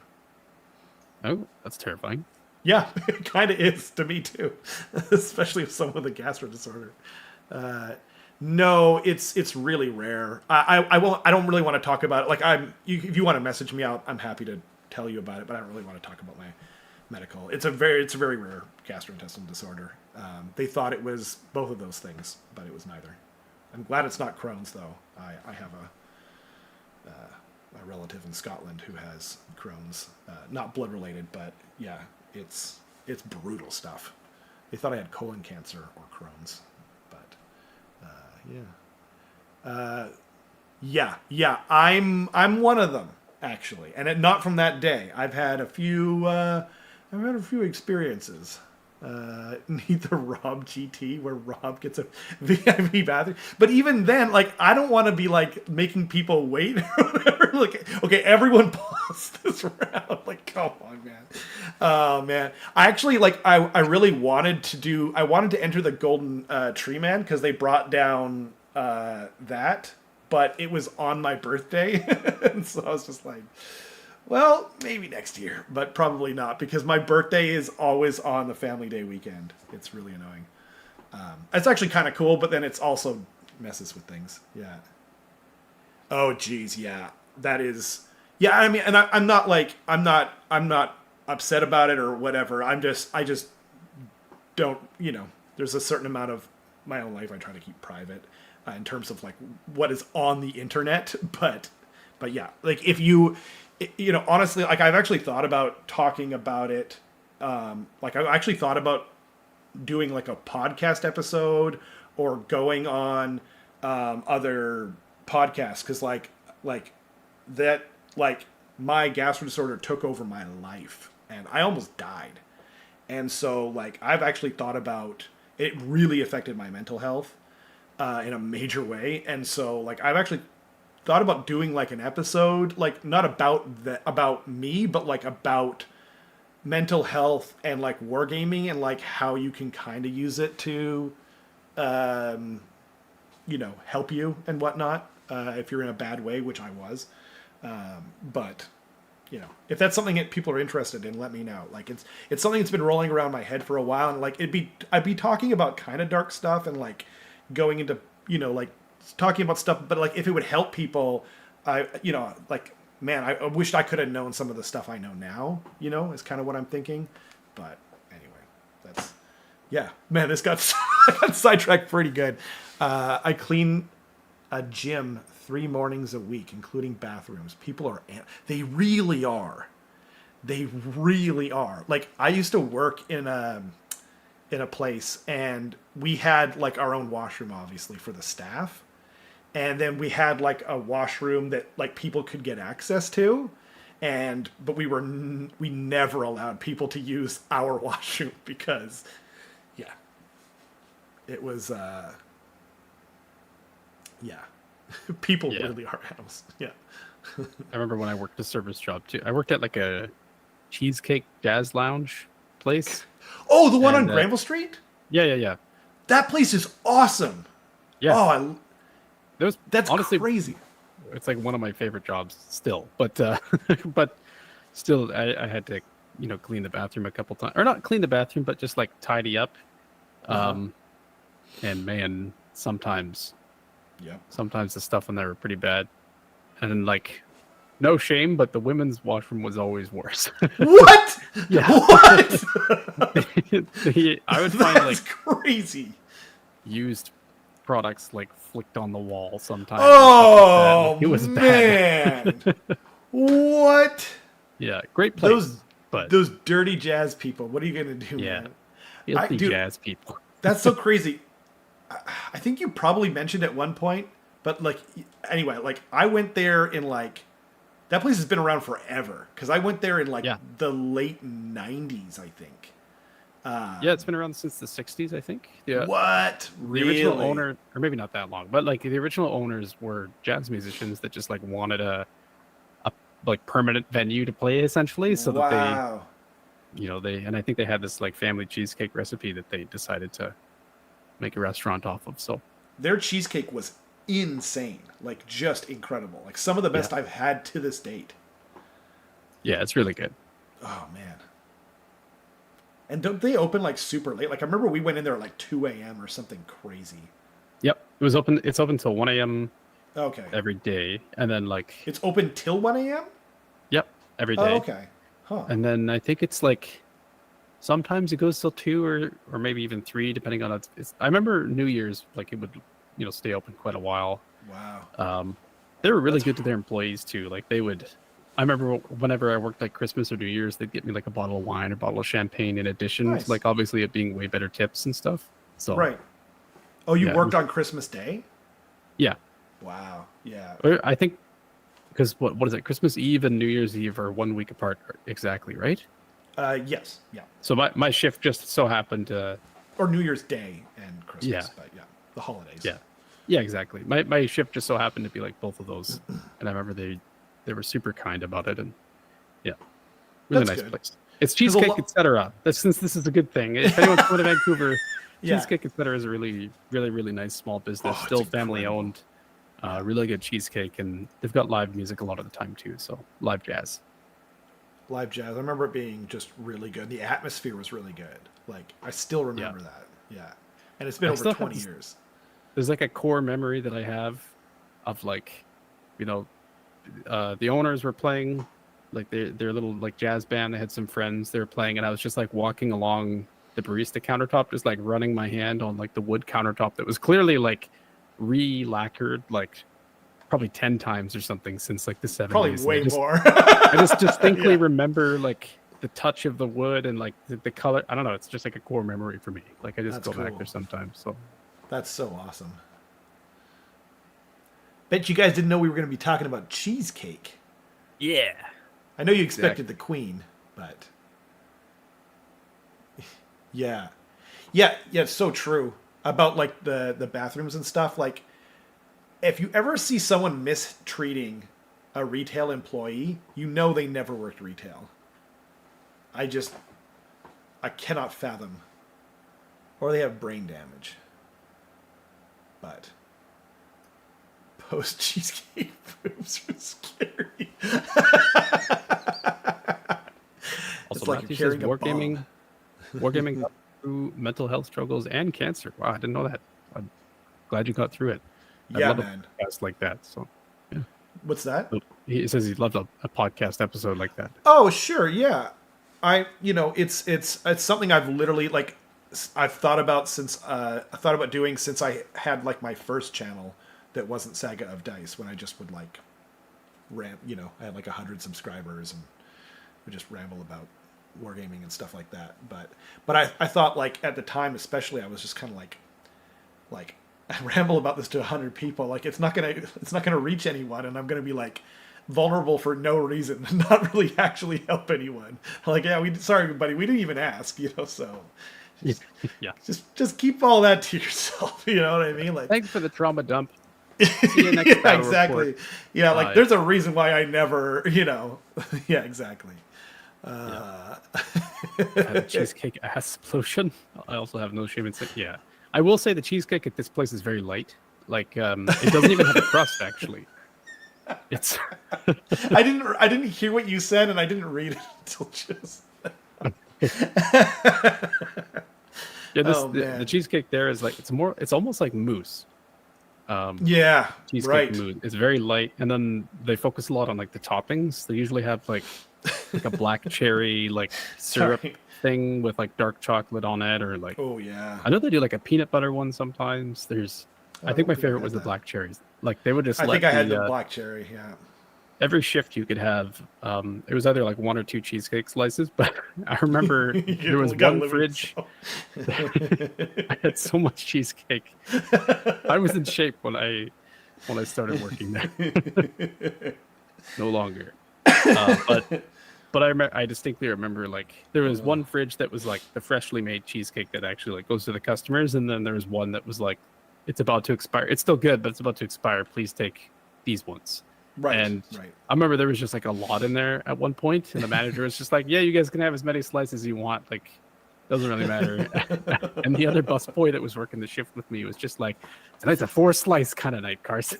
He just shows up with like half a cheesecake. I'm like, "Good God!" Thank God he started eating them with only like 2 hours left in the shift, because he's gonna have a Leviticus on his hands, basically. Yeah. Yeah, I'm sorry, Matthew. God dang, you got hit by the double whammy, huh? Yeah, actually, so what's crazy is like I became allergic to milk when I was in my like mid-20s, And so I actually went almost 20 years without eating a lot of stuff, like real cheese, real ice cream, all that stuff. But the crazy thing is your allergies can change like every 8 years because every cell in your body changes. So it's a good idea. And anyway, I'll like quite a while ago, I went to White Spot Triple O's, and it's like my favorite burger ever, right? And I said the same thing I always say, like they're like cheese on it, and I'm like, no, don't put any cheese on it, please. I'm allergic to milk. So of course, when I get home, there's cheese on the burger, that usually does it, right? And then I was just like, it's been like 15 years since I've had anything, like I had like little bits before, and like it would occasionally make my hands swell and do different things like that. But anyway, so I tried it, like just a little piece or whatever, right? And didn't swell up or anything. Anyway, so I've recently gotten back acquainted with like delicious things like ice cream and whatnot. And it's awesome. But yeah, I know how you feel, because I was on the most restrictive diet ever for a long, long time. Yeah. At one point I was just eating, I could have rice, like white rice, fish, and salt.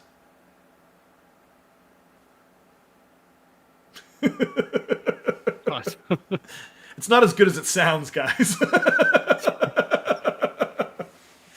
I mean, it's good diet food, I guess. Like, oh yeah, you'll lose weight.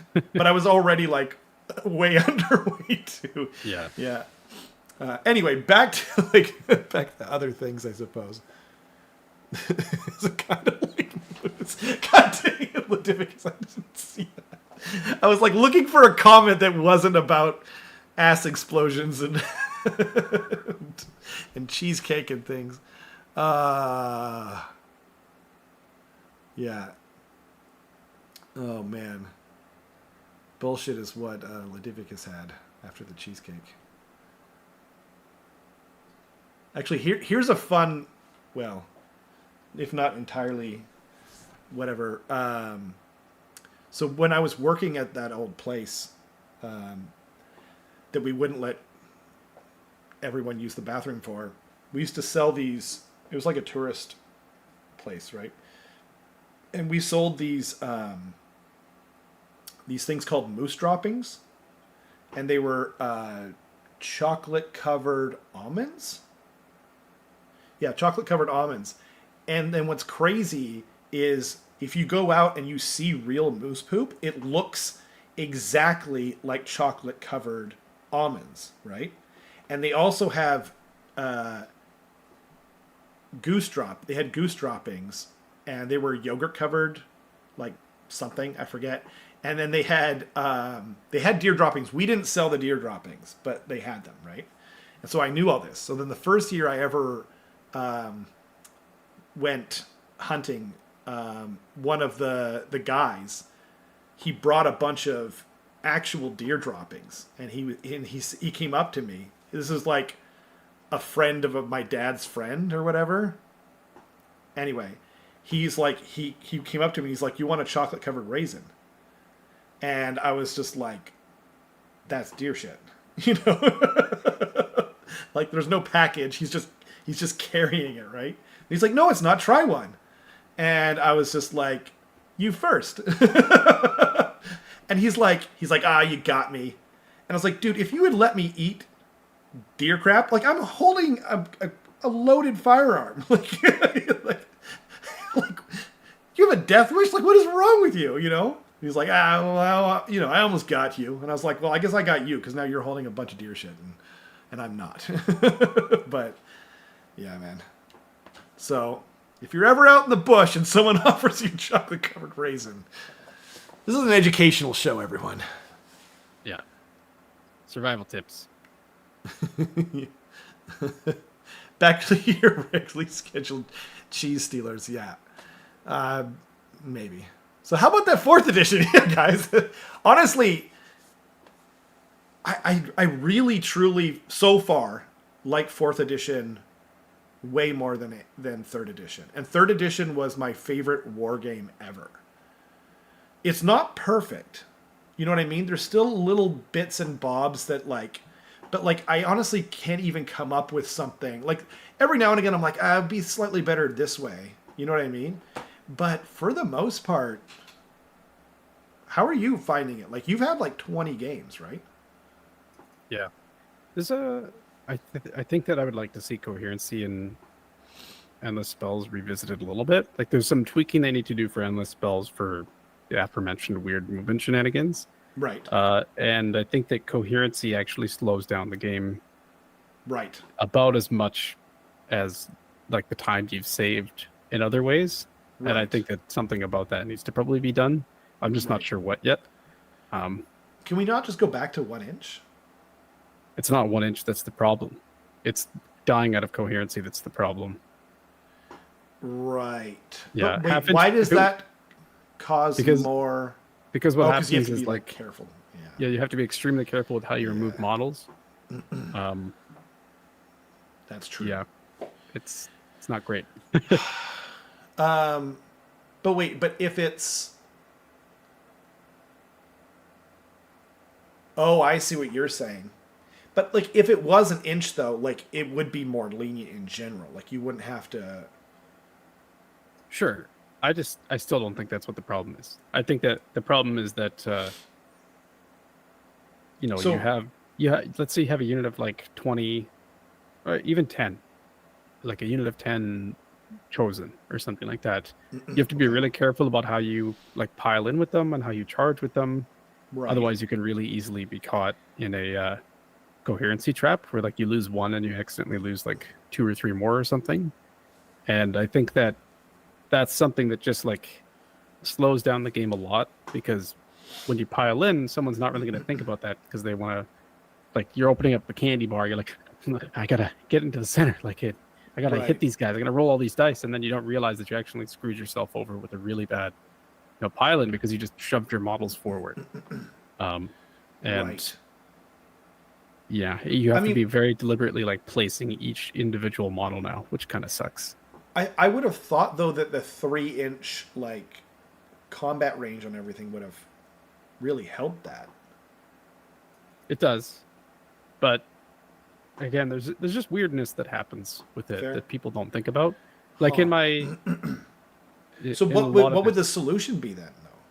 I don't know. That's the problem. As I just like go back to at the end of the turn, coherency comes into play. Yeah. Yeah, I don't know. I'm not sure. I think the main issue is that you're going to have, like, I'm going to be playing coherency extremely strictly for myself, but I'm going to be seeing people like break it all the time.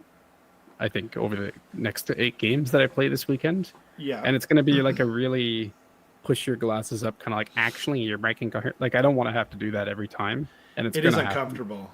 Yeah.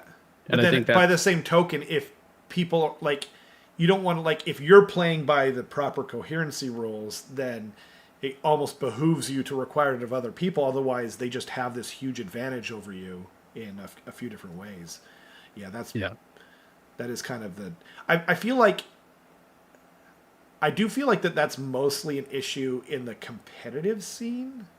Like it is. Yeah, right? Because like if you and I are playing, right? Like what happened? Right. So like Andy and I were playing the other day, and the bell, the screaming bell, endless spell, it gives -1 to wound, right? Which is huge. And he we went past it, like he was rolling, you know what I mean? And I forgot to remind him when he was like, I remind him at the start, but then I didn't remind him when he was rolling to wound, and then we forgot about it. We went past it, right? And so and he killed quite a few storm fiends, which are expensive point models, right? And so then and it was just kind of like, it was like a similar kind of situation where it was just kind of like, okay, well, this is a friendly game. And I was just like, I mean, I just said, well, it's on me. I should have said when you were rolling to wound. I should have been on that. But I forgot for like 2 seconds, as did he. And he's like, why don't you just add another storm fiend back? Because like, it was probably more than that. And I was like, okay, fair enough. perfect. You know what I mean? We're both happy. But it's not like this hard-nosed competitive game either. Like, this is just us figuring out the addition, right? So I think you and I did almost exactly that for your horrors in our battle report, right? Yeah. Thanks for joining us, Keith. By the way, I don't know if he's running out of the room, so thanks for joining us, man. Yeah. Sorry. Yeah. Are you doing our battle report? Yeah, I remember there was something to do with like -1 to hit on the gluttons or something, and we forgot about it. And I was like, you know what? Just add another horror to the unit as if you didn't die. And then we kind of just called it at that. Yeah, I don't even remember that whole day. Mostly what I remember is the camera switching off and sweating and some dancing. Yeah. Yeah, that's most of what I remember too, for sure. Yeah. Jim says, I like new coherency. Honeycomb looks better than strings and bow ties. That's true. I actually, I'm totally with you there. But I'm sure you know about this, Jim, but like, if you kill one guy out of coherency, then you have to like keep killing the unit until you get back into coherency. And so that it does take a lot of time. But like, everyone knows how much I hate clamshell formations from direwolves and like all that other stuff. So yeah, I think aesthetically it's great, but I actually totally hear what you were saying. And yeah, man, I don't envy you having to do the anime glasses and have it reflect off of the front. I mean, the reality is that I probably just won't, unless someone's like blatantly gaining a massive benefit. Yeah, abusing it. Yeah. Like if they're just doing it and nothing would have changed otherwise, I don't care. But right. It's just when it becomes an issue is when they're like really stretching out and being kind of funky about it, that I'll probably bring it up. So, right. And I'm just recognizing that that's like a source of possible contention that could happen over the weekend. And I mean, like, it could even be like, if like I think at one point I was about to maybe pile in out of coherency at some point, because like you don't think about coherency all the time. Like, you know, it was my first proper game during the stream, and so it's just one of those things where you got to keep your mind on it, and like, even if you're not trying to abuse it, you could accidentally you could accidentally do it and make it super advantageous for yourself. So it might be worth, like, if you don't know them, like, obviously, Matt Beasley and Matthias and Dale and everyone else knows about these coherency kind of tricks and whatnot to keep an eye out for. But like, if you don't know them, it might be worth like just being like, do you like, the coherency's really changed? Like, are you aware of how it works and everything?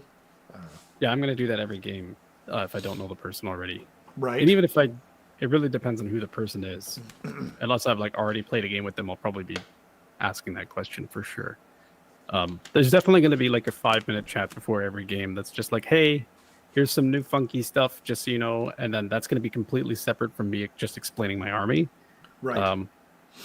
And I think that hopefully, if the game is shorter, we'll have enough time to do that sort of stuff. So I think that makes sense. Yep. Yeah, I like it. Old school Warhammer fantasy battle veteran, used to ranks of casualties, special models in the middle. Totally. Yeah, absolutely. And like although if you're an old Warhammer fantasy battle veteran, you probably remember, like, man, like, the contention was high.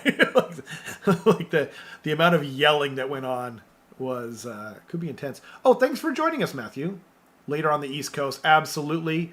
Thank you so much for joining us. As always, yeah, we really appreciate you guys hanging out with us. We're going to end it pretty quick anyway here.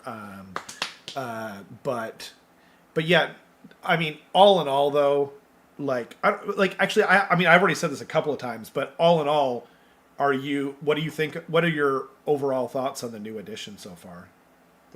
I really like it. Do you? Cool. I like it a lot. I like that it doesn't feel like your opponent's just doing stuff to you in their turn. Yeah. And there's a lot more considerations. Having their way with you. Yeah, exactly. So And I like that the double turn like isn't an auto don't take or an auto take now.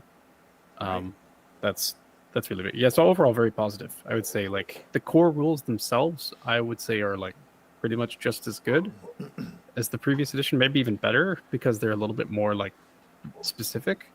The Concise only too. place Yeah. that there's like imbalances is like the faction packs, Right. where those are things that can be changed and And they're always going to be. Like they're never yeah, going to redo every faction in the game and nail it out of the gate. That's never going to happen.